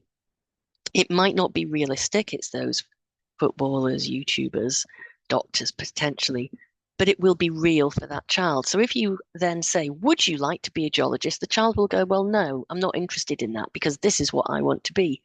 So we use those open-ended questions. Could you be a geologist? how do you share, how are you observant in your lessons? How are you curious about things in the world around you that allow those starter conversations with children to help them start thinking about employability skills, to think about pathways, to think about themselves and what they might be able to do and what they might want to do. So that's what it looks like. And a lot of our partner schools work together and plan so that there's one of these for every topic in science across the child's science career in that primary school. I think I've just gone backwards there. We have that for science and for maths. Not quite sure why that's double, but there we go. So then the third resource that I want to just finish with and talk about with you, and I think I've realised that I've got more time than I thought, which is great. So STEM Person of the Week is a 5-week teacher-led activity, and this resource was developed to challenge those stereotypes, particularly the stereotypes of scientists, and particularly the stereotypes of scientists as being super, super clever. A lot of children don't think of themselves as being super, super clever, particularly girls. And so if we can tackle those stereotypes, it helps children to identify with those people and with science and help them think about that science is something they could do in their future. So the STEM Person of the Week is a 5-week teacher-led activity. Again, it promotes career-related conversations. That's so much of what our resources try and do, but it helps support children's personal development and understanding. And again, there are those 15 attributes threaded through those. And this can be used in a whole range of different ways. Again, it's freely available from the NU STEM website. And each week there are 5, or each set, there are 5 different people. We use a diverse range of people. We use a diverse range of routes into there. So we'll often try and include a technician in each set. There are 15 sets now, so a really good choice. You don't have to use them over 5 weeks. You could use them during science. We can do one a day. If you have an assembly every day, you could have a STEM person of the day and talk about the characteristics, the attributes that the children will be showing during that day. And one of the things that we do, we have postcards to print off if you want to do that, or you could get an external company to sponsor that, or we've got posters that you can print off and use in the classroom, or we've got it as an electronic presentation that you can just display on your whiteboards.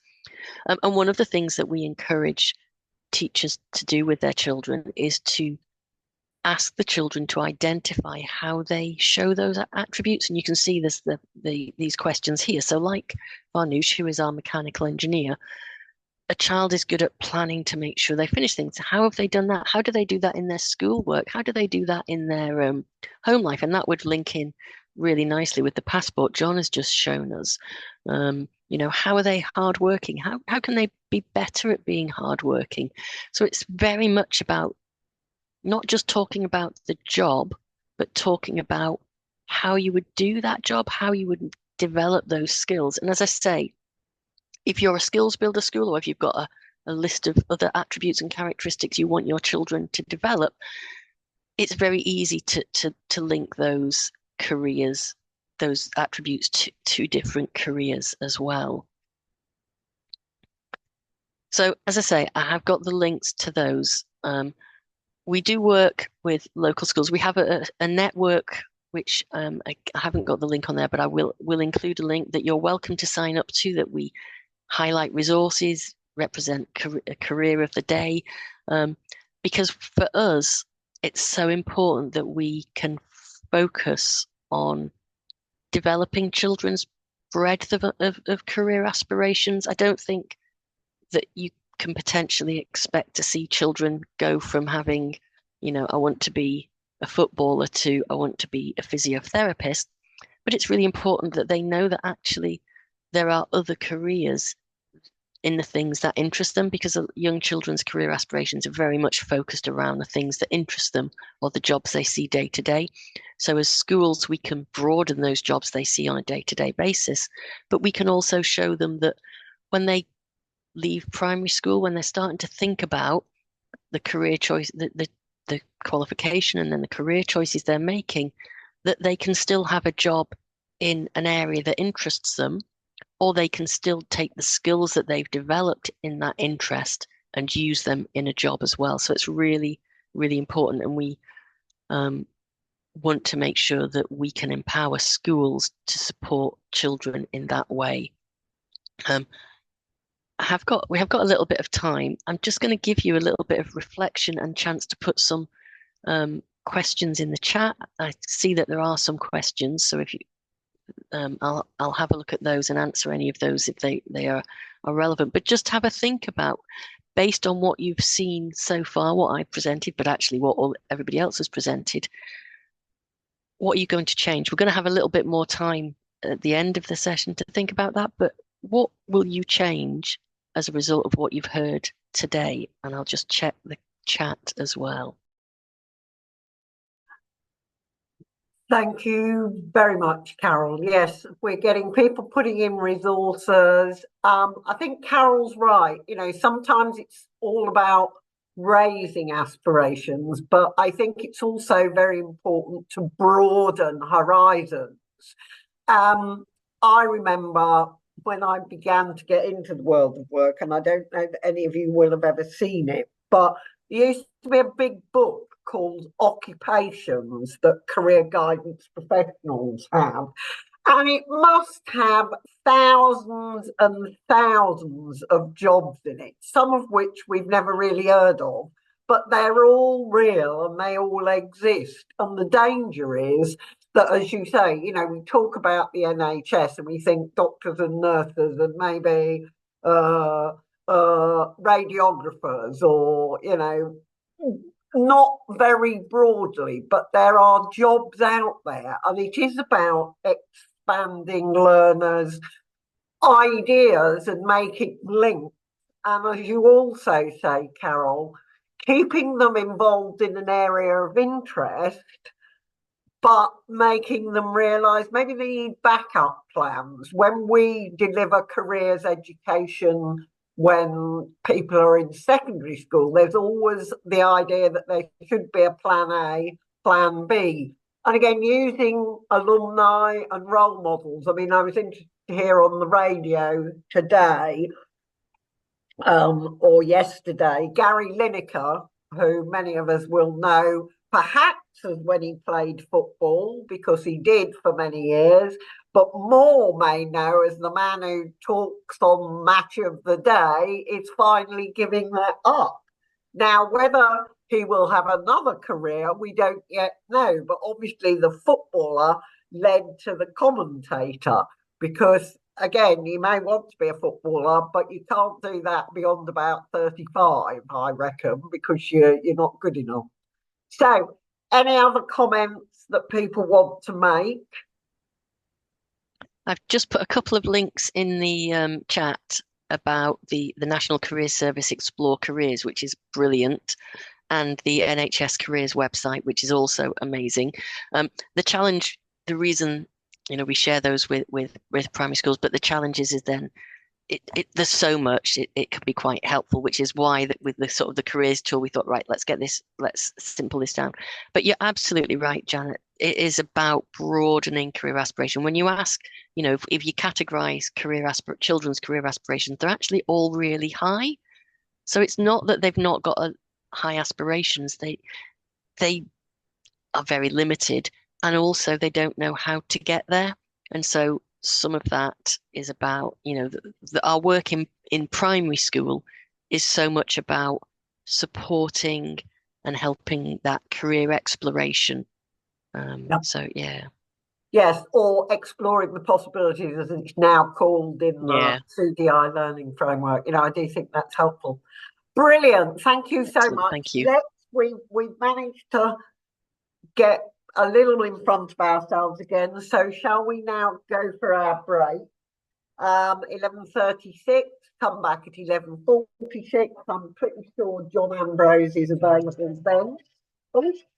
That's me knowing I've got a 3-minute warning in case you were rambling on, but I've been hugely impressed with our speakers this morning. Must be something to do with primary. They're not inclined to run over, whereas give me secondary speakers and they tend to want to stretch it out. So well done, our speakers. So thank you. Let's go for another quick break and we'll see you all again in 10 minutes. But do put things in the chat if you wish.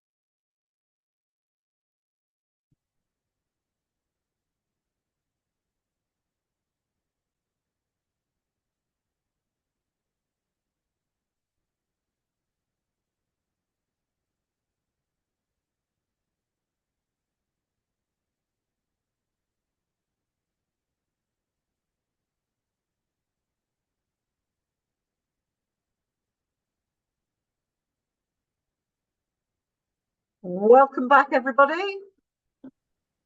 And I know we've got a couple of new people who've joined us. John is busy doing something else for a lot of today. And Claire, you're on after John, I believe. Is that right? So we're tending to thank you for coming. Welcome. And we shall see you all in a bit. So John, over to you. We've had some excellent speakers, and I know you haven't been able to hear them, but we've learned a lot, and it's been very engaging, and people have got lots of resource ideas. So you're on next. And I described you as an entrepreneur and author in my early slides. So there you go. Oh, wow. I like that. Thank you. I'm sorry I haven't been able to be with you for the whole day so far. And I'm looking forward to checking back with the recording actually to find out more about what you have been doing. So I'm going to be with you for the next 15 minutes or so, 15 to 20 minutes. And in the session, I just want to start to talk. The title was around building a fun, engaging, embedded program of careers. And within that, I just want to talk on a couple of things, really. So first of all, I want to reinforce what you've probably heard about already with the CDI framework today and how you can build a program around that. I want to then focus around the narrative about how we talk about career and work and the workplace. I want to talk a little bit more about that narrative. And then I want to talk a bit more about bonkers, fun and engaging approaches to career learning and through broader subject learning through careers education. So to get us started then, the CDI framework, some of you might be using this already, for some it might be completely new. And I think what's important to understand here is that there has been a career development framework around in England since the early noughties, since about 2003. And careers education wasn't really part of the secondary curriculum until kind of 96 onwards, really, not as part of a statutory element anyway. And what we saw then in those early noughties is that career development, getting a framework about what best practice looked like. And as those frameworks developed over time, primary work started to creep in. But that was only at Key Stage 2, looking at those transition parts. And what we've been doing for some time, and Janet, I'm sure, has already mentioned some of this then, is about saying, well, it's so limiting starting just at Key Stage 2. We really need this to be embedded all the way through from early years. So when you keep asking the questions, and then finally they commit to wanting to develop down that long, they tend to come out to those that have been shouting the loudest about it to go on ahead and do that. So this is something that I worked on nationally with Janet College to be able to look at, well, what does good look like in terms of the CDI framework and having a universal set of outcomes from early years right the way through to age 19. And that's what we have now. We have a lifelong career development framework with adult career development competencies in the making too. And it's 6 learning areas, which I'll share in a moment or so, that are the same and they're progressive, same language from early years, Key Stage 1, 2, 3, 4, 5. And it's helping to support teachers, staff, parents, carers, young people, children, to be able to develop those competencies as they progress through education and prepare through life. So there are lots of resources around the CDI framework. It is free. And ultimately, what it's trying to do is clarifying what learners should know and be able to do. So what are the knowledge, skills and attitudes young people should be doing that's age and stage appropriate and that will hopefully help them to be able to make successful transitions all the way through the education system, but to be able to apply that to work context as well, or whatever the next steps may be. Fundamentally, it provides the intent to your curriculum. So to all the kind of great stuff you're doing in your careers programs, it has to stem from an overall intent about, well, what do we want our children to be developing here? And the CDI framework can give you a sense of learning areas and learning outcomes that you can modify to make sure they meet the needs of your learners. Non-statutory, but a great starting point. It also gives that basis for working with a wider community too, to be able to engage more with employers, with parents and carers and secondary schools. So you've probably come across this already today, so I won't labour the point too much, but just to say it is there.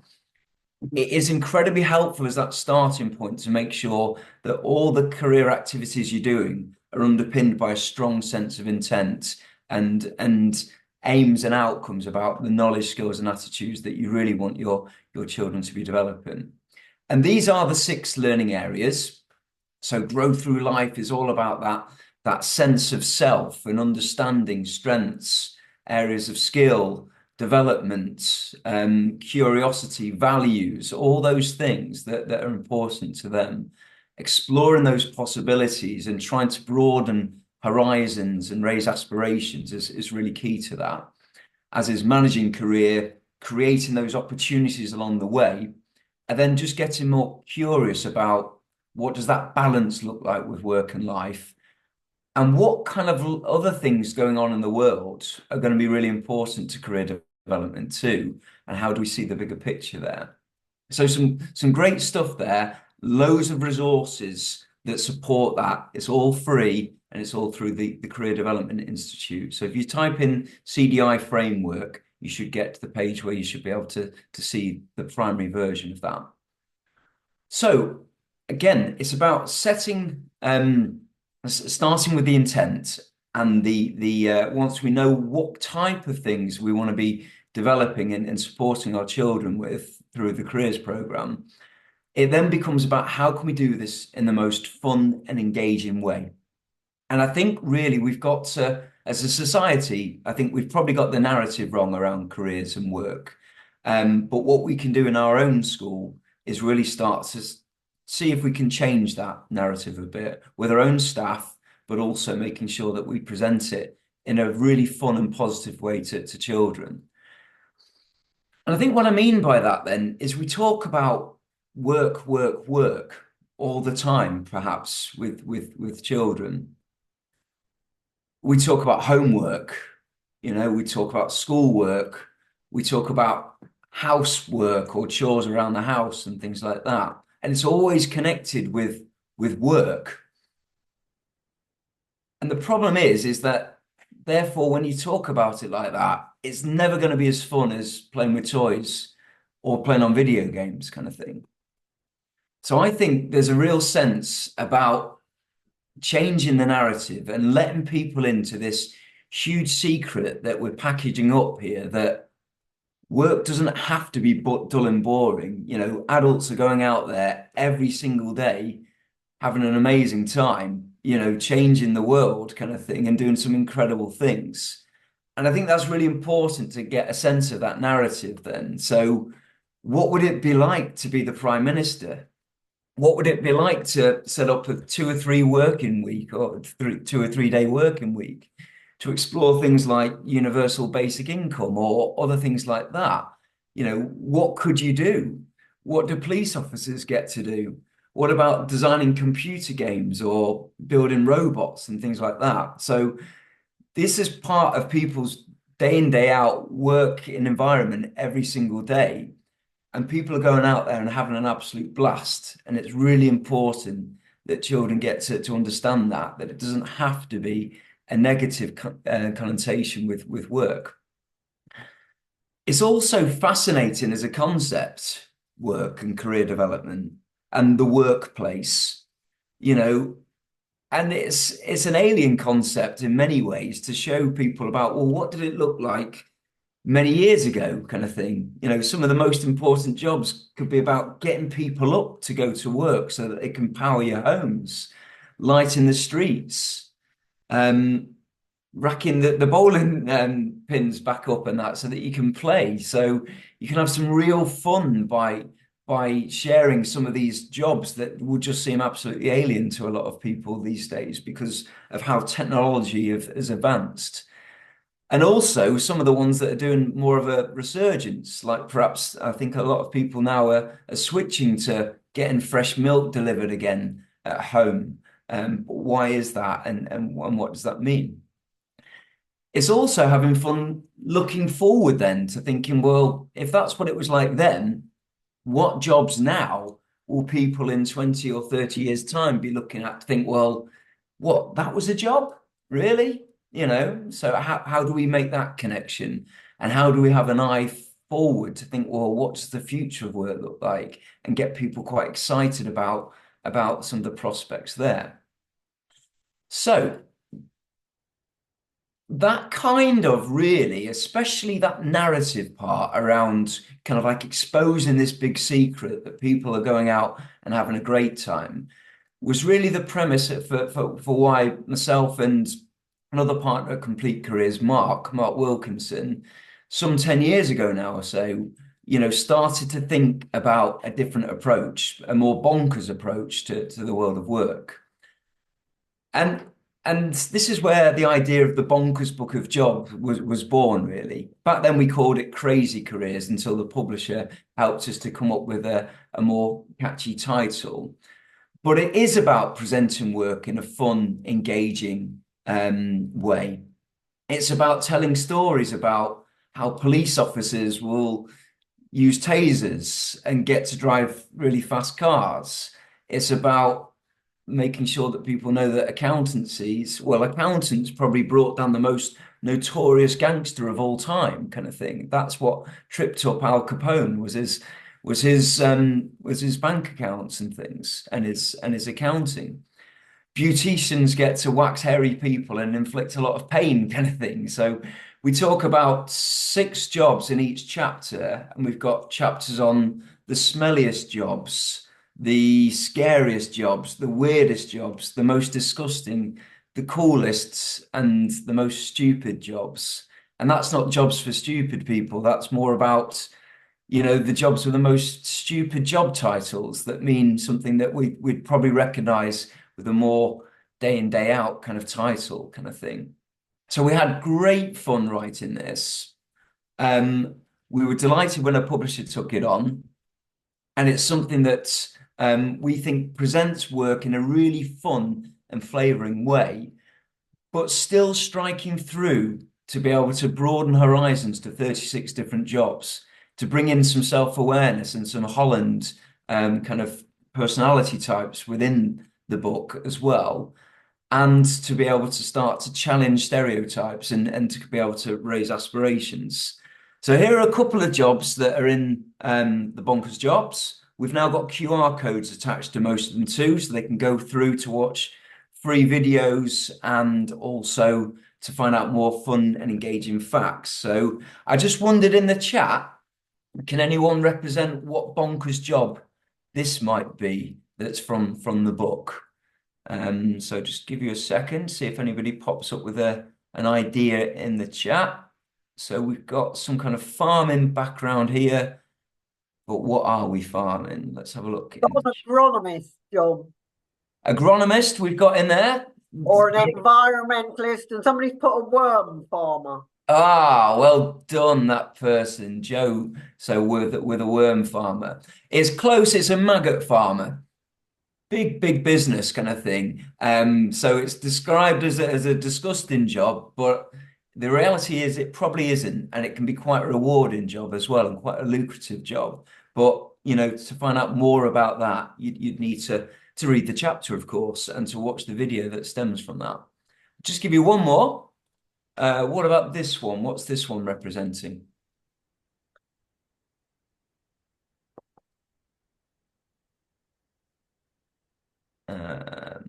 Pet food taster, exactly that. So, Joe's read the book, I think. So. I think she must have done. She must have done. And it's fascinating with this particular one. So, you know, pet food has to be past fit for human consumption. And so my daughter finds this incredibly fascinating kind of thing. And sometimes I have to stop her from eating dog biscuits because of that, you know. But it's really interesting. And again, to start to think about some of those particular pathways that you can explore within that, do people know that that's an actual job role? So just coming towards a close then, what I think I'm trying to share here then, in bringing it into a fun and interesting kind of way, is that when we're exploring jobs and when we're exploring fun in the world of work, and when we're trying to change that narrative that work can be incredibly rewarding, fulfilling, and do some things that really satisfy, you know, and bring in your strengths and your skills on a day-to-day basis, kind of thing, to give you that sense of purpose and fulfillment, then that's when work can be amazing. And that's where I really think we ought to be trying to make sure that that narrative comes through quite clear. Because, well, what happens when people don't have fun at work or don't have fulfilling careers? Well, they tend not to be very productive, I guess, really, is the bottom line. You know, it tends to be quite laboring, quite boring, quite dull. And also the productivity and the output tends not to be, you know, the best. People don't do their best when they're not having fun and not engaged in what they're doing, kind of thing. So, and again, you can have some great fun with the children. And there are so many clips like this and video clips across the internet as well. And it's brilliant to bring these into your careers program too. So I think I'll just end just by, you know, sharing a few bonkers ideas, really. So the book is there as a shameless plug. It's £7.99 plus any postage and packaging.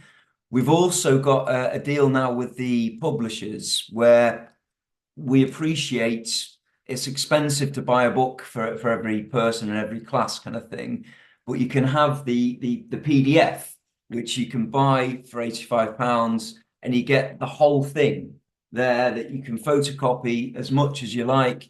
You can bring up on screen, and you can bring it into the curriculum, not just into careers sessions, but into a whole range of things across the curriculum. And there are a few things there on the screen that I'll just leave up for a second, where you can really start to have some fun with. What are the hot and cold jobs around at the moment? How do people think about different jobs? If they're drawing or acting out a particular job role, what kind of stereotypes is that kind of like creating, positive or negative?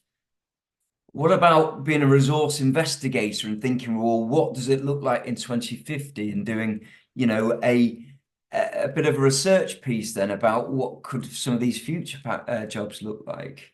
You've got 1 minute, John. Thanks, Janet. So, and what about my superpowers, and what kind of strength do I have? How many jobs does it take to make a Mars bar, or whatever it may be, a Christmas stocking, or whatever it could be? Who wants to create the next bonkers job or the next chapter in bonkers job? Who can pitch it for the best one that should be a smelly job or a disgusting job, kind of thing? Which teacher had the most disgusting job or the most bonkers job or whatever? So it's just about trying to kind of change the narrative, and to try and create fun in work, and to try and make sure that people can look at this slightly differently and feel incredibly engaged and excited about what the world of work can bring, by trying to bring in as much fun and flavour into the curriculum along the way. Sorry I haven't been with you all day, and you know, Janet, I'm sure can feed anything back. And if you want any more information about it, then just drop us a line, because we'll be delighted to help. Thanks, Janet. Okay. Thanks, John. Thank you. Claire, it's over to you now, and that, I hope, has given you a slightly different perspective, John, with fun jobs. So, Claire, now some resources, I believe. Indeed. I hope you can hear me okay. Is that working all right? I've That's realised fine. I'm wearing completely the wrong jacket. I'm clashing with the wall, but never mind. I'm just going to attempt to share my screen, which hopefully will work. Can everyone see that? It's coming. Yes, you're visible, Claire. Brilliant. Thank you very much. So I am going to talk to you today. The screen is above my head, so apologies if I keep looking up, but I'm here from We Are Futures. I'm taking the place of Vic Geary, who's one of my colleagues who unfortunately isn't able to make it today, and some of you may know of her. I spotted a couple of names on here that I recognise as well, which is really nice. So we've been given the chance to come talk to you about the work that we do at We Are Futures through our National Schools Partnership, and some of the resources that we've got available that are all free to use at primary school. We have obviously lots of secondary school content as well, but we are really excited about kind of taking our work into primary schools. We've always worked in primary schools, and I've been, ringing that bell saying, come on, we've got to do more careers work at primary school. So it's great to see. So it was also great to hear John speaking then. And I think from the CDI primary framework, we're very much thinking about the kind of two, I don't know what they call them, pillars, which are see the big picture and also explore possibilities. We want to expose and excite young people about careers that are there, but very much with the principles of, what we've learned from the Gatsby benchmarks. How do we link that to what you're actually teaching and delivering, so it doesn't feel like an add-on? We're bringing careers to life through what's already being taught. So let me just see if I can move this on. There we go. So who are we at We Are Futures? So we work as an agency, a mixture of consultants and creatives who try and connect up with brands and with young people. So having that win-win where we can help young people improve their futures in many, many different ways, but particularly today talking about careers, but also helping brands meet their targets and get an opportunity to work with young people in a really important and engaging way. We've got a huge team of careers and teachers and educators within our team, and we also use people on a freelance basis, so will help us develop some of these resources. And what does that then look like for young people? What does the work look like then for young people? We do lots of things that are developing skills, as you can imagine. We do lots of things that raise awareness for careers, but we also have lots of different targets in terms of how do we build a diverse pipeline for an organisation? How do we help people in areas of low social deprivation and social mobility? And we don't just create resources for schools, we do all sorts of activations. We do videos, we do live events, we do all sorts of pop-up things as well. But today I've purposely chosen to think about kind of schools audience and where you might be able to share your resources amongst the people that you're working with. So just give you a flavour of some of the organisations that we work with. I'm going to talk about some of those today, but we've got a massive range of organisations who are creating programmes for the sole purpose of trying to improve young people's careers and their lives, whether that's through kind of English resources or through careers resources specifically. So do have a good look at our website and see what's available. And what's of most interest, I think, really is the National Schools Partnership. So this is our exclusive teacher portal. We've been running it, I think National Schools Partnership is our previous name as an organisation. We've been around for 20 years, coming up to 21 years. We've got a huge amount of content in our back catalogue. So using the National Schools Partnership, which is a network of educators, and also a portal where we kind of house those resources, which you can download for free. Everything's always free that we create. You've got access to really innovative, thinking out of the box resources, digital and physical materials, some of the things are samples, there's competitions, prizes, you name it, you've got it. So please feel free to use the QR code, which is on the screen right now, or there's a link in this deck as well, which I'm sure we can pass on to you as well. I'm assuming the slides will be shared later. So I just wanted to show you through a couple of examples of the primary related to careers education programs that we have, which are really exciting. The first one is Energising Futures. So this takes over from an old platform which was called BPES. It's a huge amount of resources that are about science education, and particularly the focus has been on how do we make that real life and real world? How do we bring the connections to the things they're learning about in school? How can we make them understand what that could look like as a career?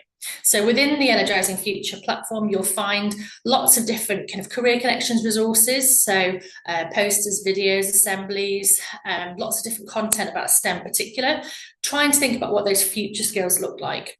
And I just wanted to flag here there's a great opportunity for anybody. It doesn't have to be secondary, it can be anybody who's interested in green skills. There's a really great free CPD course you can do at your own leisure, which is called Green Skills Unlocked. We found it really useful to think about what are green skills, what is the future of green skills, and what will it look like, and how can you then apply that in the classroom.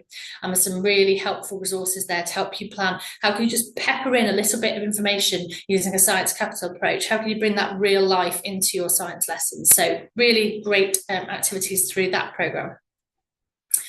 The second one I wanted to talk about was Wonderverse Energy Town. Now, this is a really great game called Energy Town. There's a bigger programme called Wonderverse, which is growing all the time. But the game, I think, in particular, in a primary context, is really interesting. I've watched my children and her friends play this game, and it's fascinating to watch. They're really thinking about, so it's a bit like a Sim City game where you build your city and you have to choose choose what's in it. So what kind of energy sources, what kind of buildings are you going to have in there, what kind of resources, do you want green space, for example? And then basically it runs through to 2050 and you've got to try and keep your city kind of alive. What I really like about this game is it's got a measurement, not just about money, not just about green skills and energy, but also about happiness of the people, which I think is a really nice angle to consider. And you kind of get a personality at the end of what type of person you are that links to a real career or a real type of career at the end, which is great. And sitting behind that game, so you can play the game with your classes or with young people. It's quite a nice way of doing something fun as a warm-up in a careers conversation with a young person. It then gives you some ideas about the skills you might have and also where you might want to take it. And sitting behind all of that is also some lesson resources. They're short, they're fun, they're very curriculum linked to the science curriculum. You can pick those up and deliver them in the classroom as well, which is great. So have a play at the game at the very least, and the link's on the bottom of the slide. Thinking about another area of growth in a sector that's growing within the UK is the creative sector. Sky very much trying to look at how do we level up opportunities to enter the sector, both by developing skills, but also raising awareness of the opportunities that are out there. So we've got a programme called The Edit, that is a partnership with Adobe. So there is a programme where you can get your students to create a 90-second news report on topics that matter. So included with all of that, again, always fully resourced tutorials, PowerPoints, fact sheets, report planner, etc. Really thinking about what does that look like. That sits alongside a lot of experiential experiences that Sky offer. Now, they are quite location specific. So one of the things we're working with Sky to do is how do we bring up that broader offer where people who don't live in the particular locations can actually access some of these experiential activities. So this is our first way of trying to do that, but watch this space for other future opportunities too. And then the one I think probably links nicely to John's idea about bonkers opportunities. I don't know if you ever come across the Sky Access All Arts Week. It's a nationwide week-long celebration of the arts. It happens in June, but the resources are all there to be used at any time of the year. And something that we did last year was bring in some creative careers resources within the platform. They're a bit tricky to find, but in all of the different art forms that are covered in the platform, so marks, words, images, moves and sounds, there's a massive amount of resources out there. They're all free again, that have videos with professionals, famous people, Bill Bailey, all sorts of amazing talent, talking about their kind of skills, but also then about their creative careers that sit behind them as well. So there's resources that you can download. There's some really inspiring videos to really make it an exciting arts provision within your school. So that includes, obviously, with moves, it's drama, it's art, it's music, it's poetry, it's reading, all of those things included as well. But that careers content is embedded in that arts learning, which is great. And so all those resources are available as a back catalogue anyway, but there'll be new content launched this year for the new Access All Art Weeks in June. So that's all from me, I think. But I think what I would like to do is recommend that you look at the National Schools Partnership for the resources, get signed up and registered. You'll get alerts when new things come. We're creating things all the time. If you want to get involved in creating anything with us, then join the kind of get in touch button, and we're happy to chat to you too. But just wanted to share that opportunity and how you can disseminate it amongst your colleagues too. Brilliant. Thank you very much, Claire. That was much. Brilliant. Glad it was helpful. Anybody got any very specific questions for Claire? Now, again, I think if all you take away from today is there's lots of resources, and again, it's fascinating now, but as I say, we started working in the primary field back in about 2017-18, and there weren't a huge number. Now, it's a bit, as John Snell said, you've got to be careful, or Carol said about number of jobs. There's almost too much, so it needs curating, but hopefully we can get some good stuff going.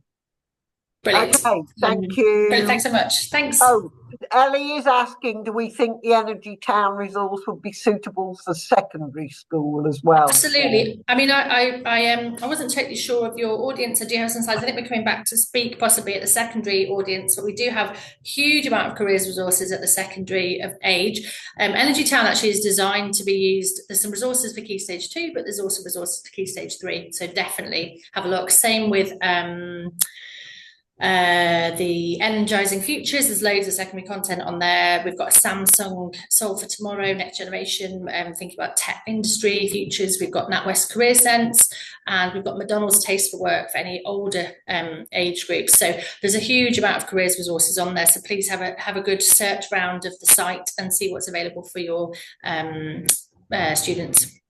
Lovely. Thank you. Thank you. Brilliant. Thanks, everyone. Thanks. That's my alarm to say that it should be 2 minutes before you finish, Claire, but you've done us proud and finished in time.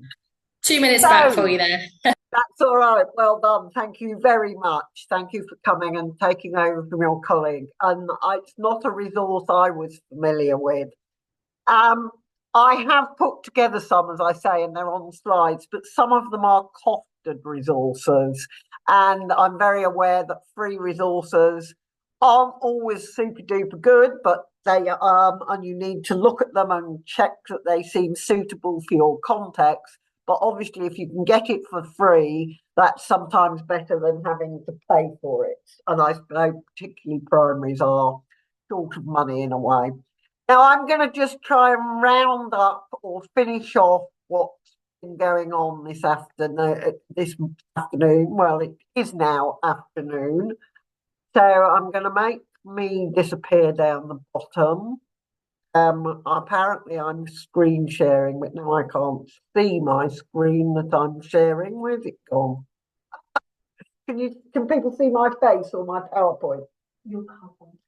That's interesting because I can't see my PowerPoint at the moment.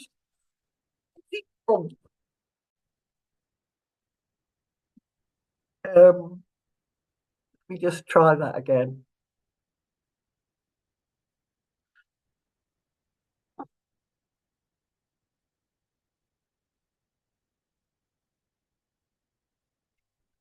That's better. I can see it now. So.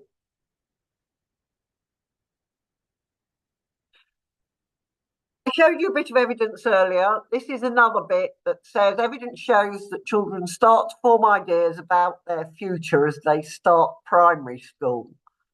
So linking lessons to age. Oh my goodness, I've lost it again. It'll be there.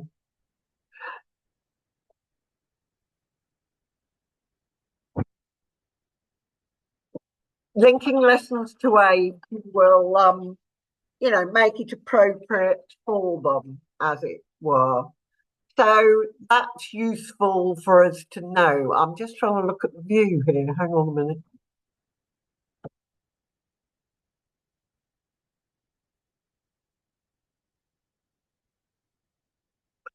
Right. So we are then going to link some of what I've got to. Thank you. I don't know what I've done, but I can't see my screen fully, so I can't move my PowerPoint on. I've got a colleague here who's helping me. So if we move on to the next, what do I do?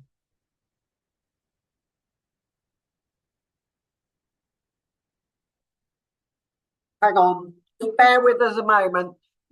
As I say, is it that bit?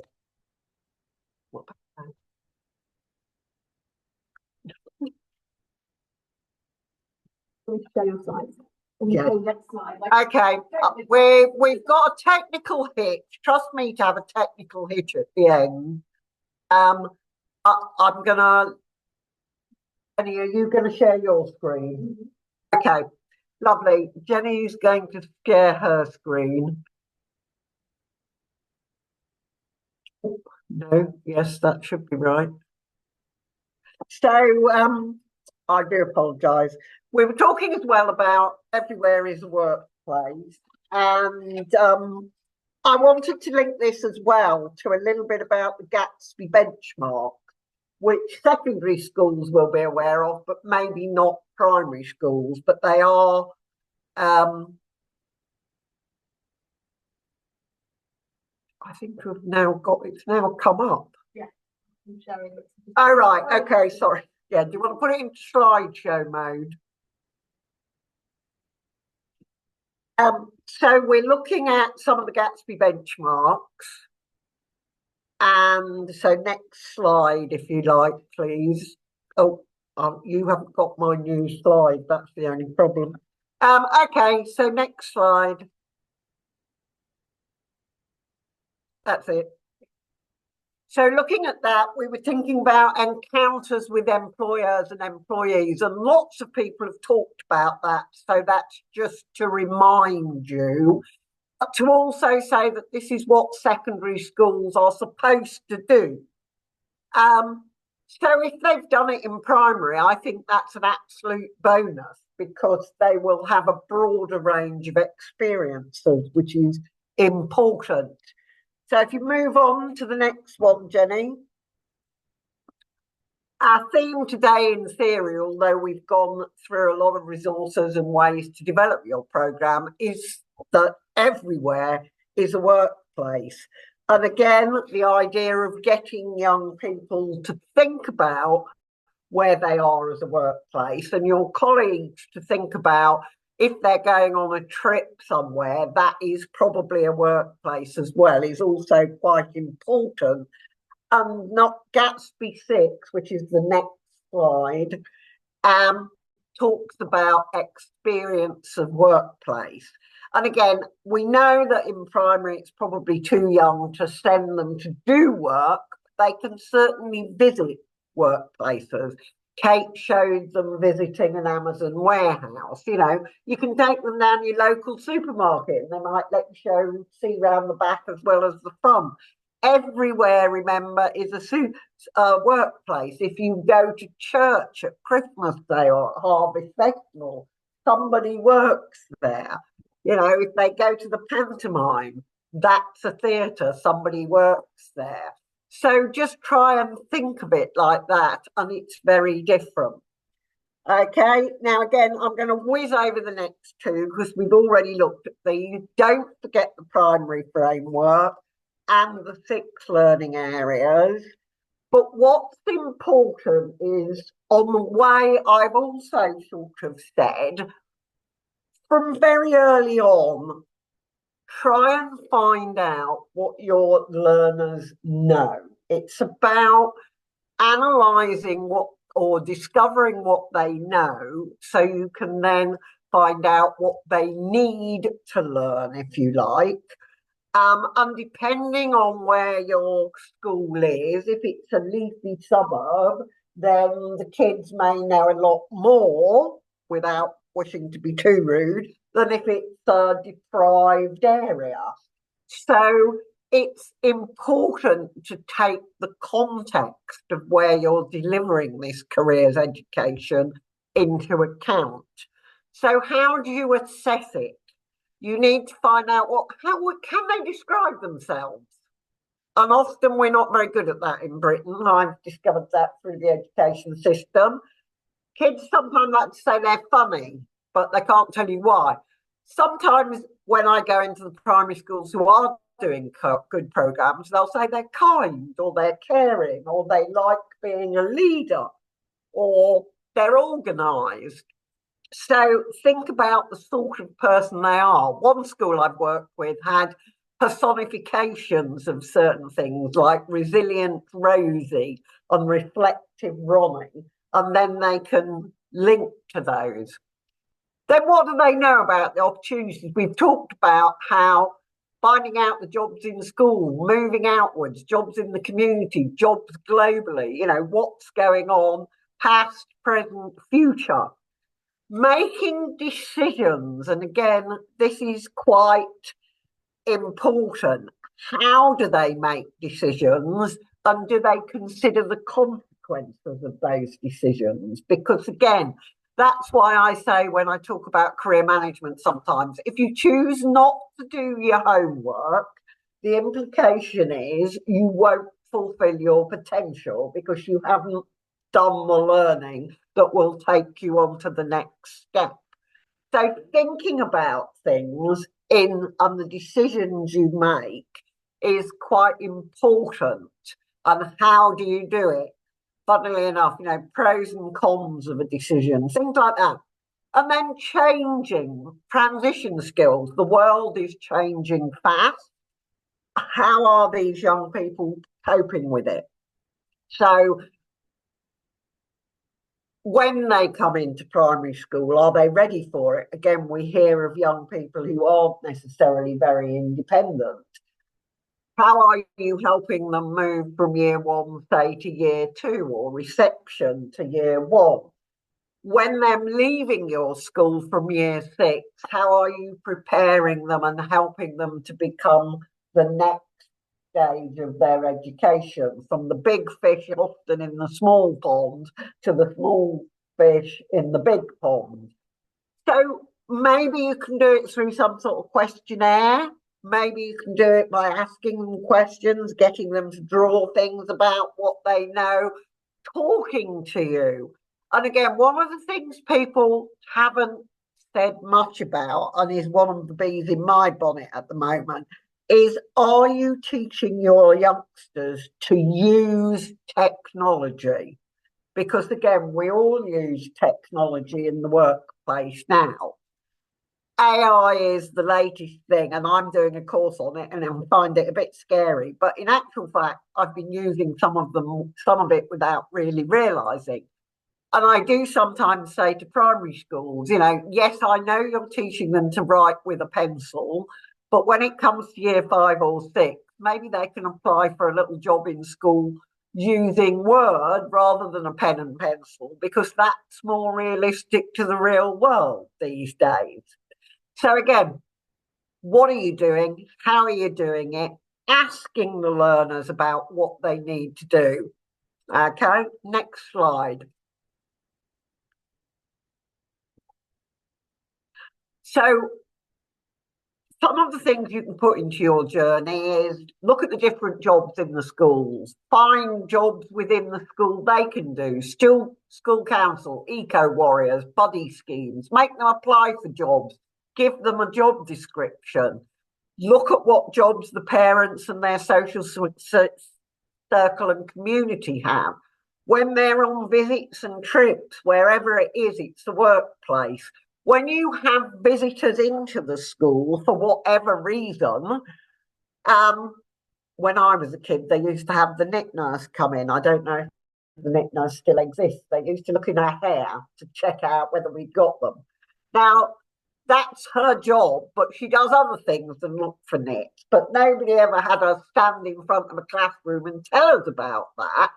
And yet maybe she's got 5 minutes to do it if you ask her to. So it's about using the people who come in and then encouraging learners to see opportunities in everything they do. What do they see when they're on holiday? There are volunteering ones in the media. Who do they see on the screen, and how could they do something like that if they want? We're also trying to help both learners and parents understand all the learning routes at 11, 14, 16 and 18. Apprenticeships have changed dramatically in the last 4 or 5 years, and parents sometimes think they know it all, but they don't necessarily. So that's important. And then you might have enterprise activities and events. Next slide. I need to keep an eye on my own time. So making it meaningful, make sure, I mean, this is like the planning that Alex talked about right at the beginning, that has been reiterated over and again. And one of the things that, again, I think is really important is recording their learning experiences so that they can reflect on them. And that may be by drawing pictures and keeping them, but ideally, is there a way you can save a record of their learning online somehow so that they've got that to take with them? So it should be a whole school approach and having career, action planning and target setting, and as somebody else said earlier, celebrate success. Next slide, please, Jenny. I'm sorry. So we've talked about resources to help you. I'm still a bit old-fashioned. I like books, but there's videos, there's search engines and AI, and there's people in the community. Use them as well as you can.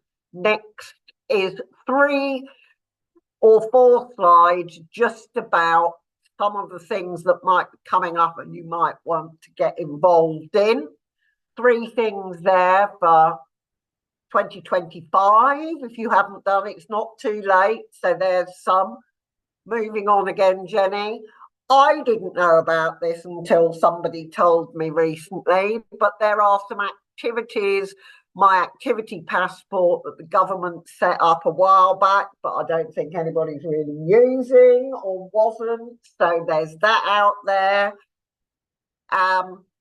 My World of Work is another one and gives you personality types, which somebody talked about.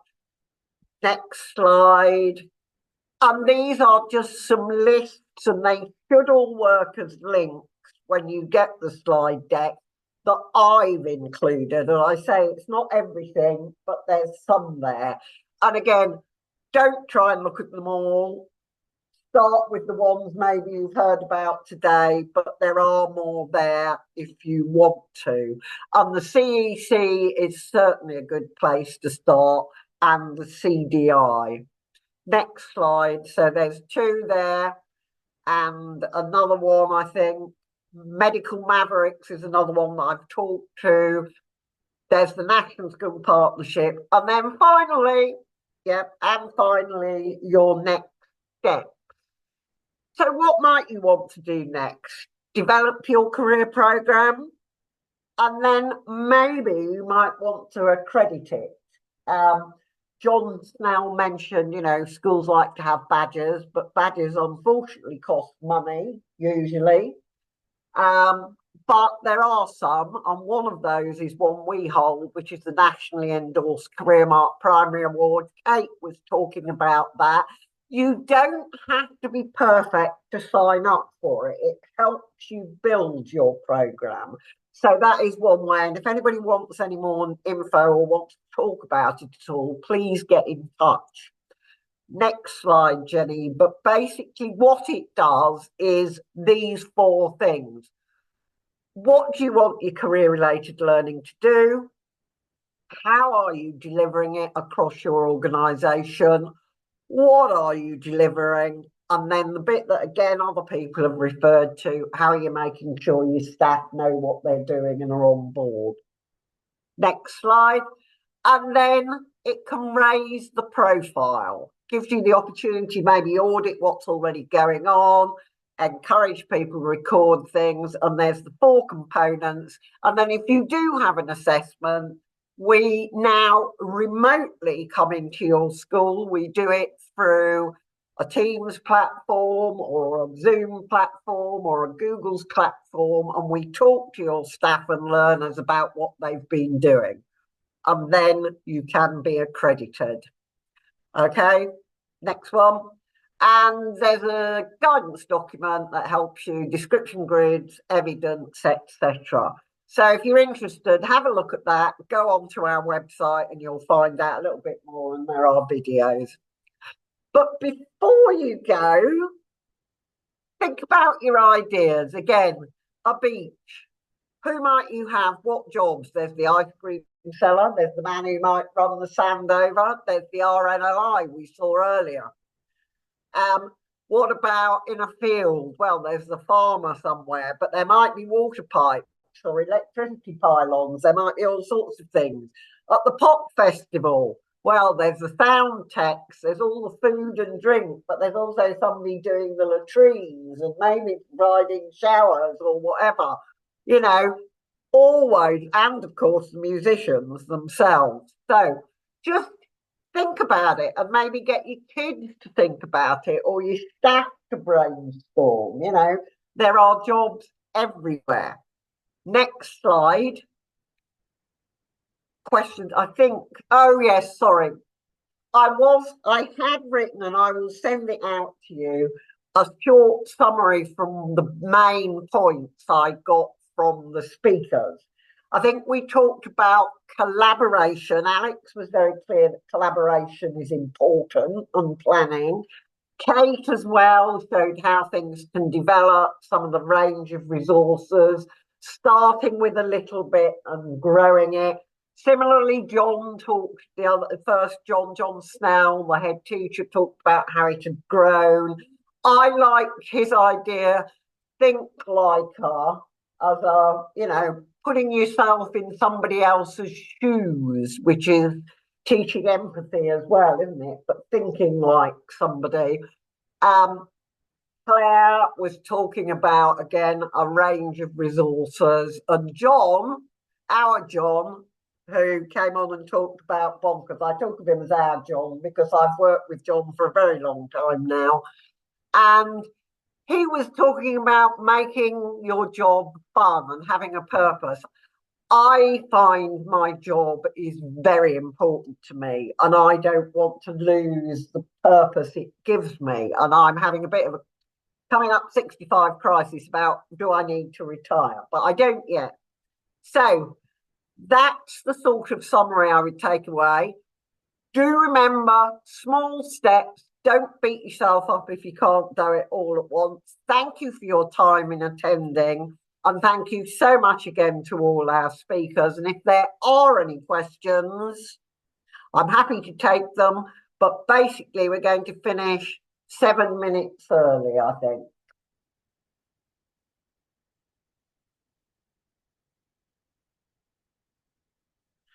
We leave it open for a couple of minutes in case people want to put comments or questions in the chat.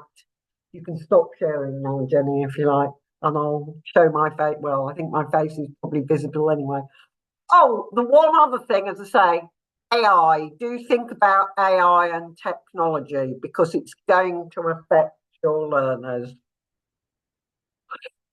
You will be sent the slides. You will have access to the recording of what's happened. It will take us a little while. We're a bit short on an admin staff at the moment because of some health issues, but eventually we will make sure you get all the presentations and the recording.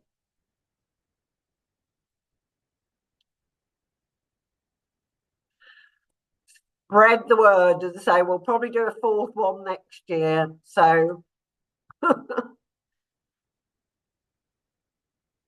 thank you all for coming. Do feel free to leave or to stay. And as I say, we'll close it in a couple of minutes in case there's any more questions or comments.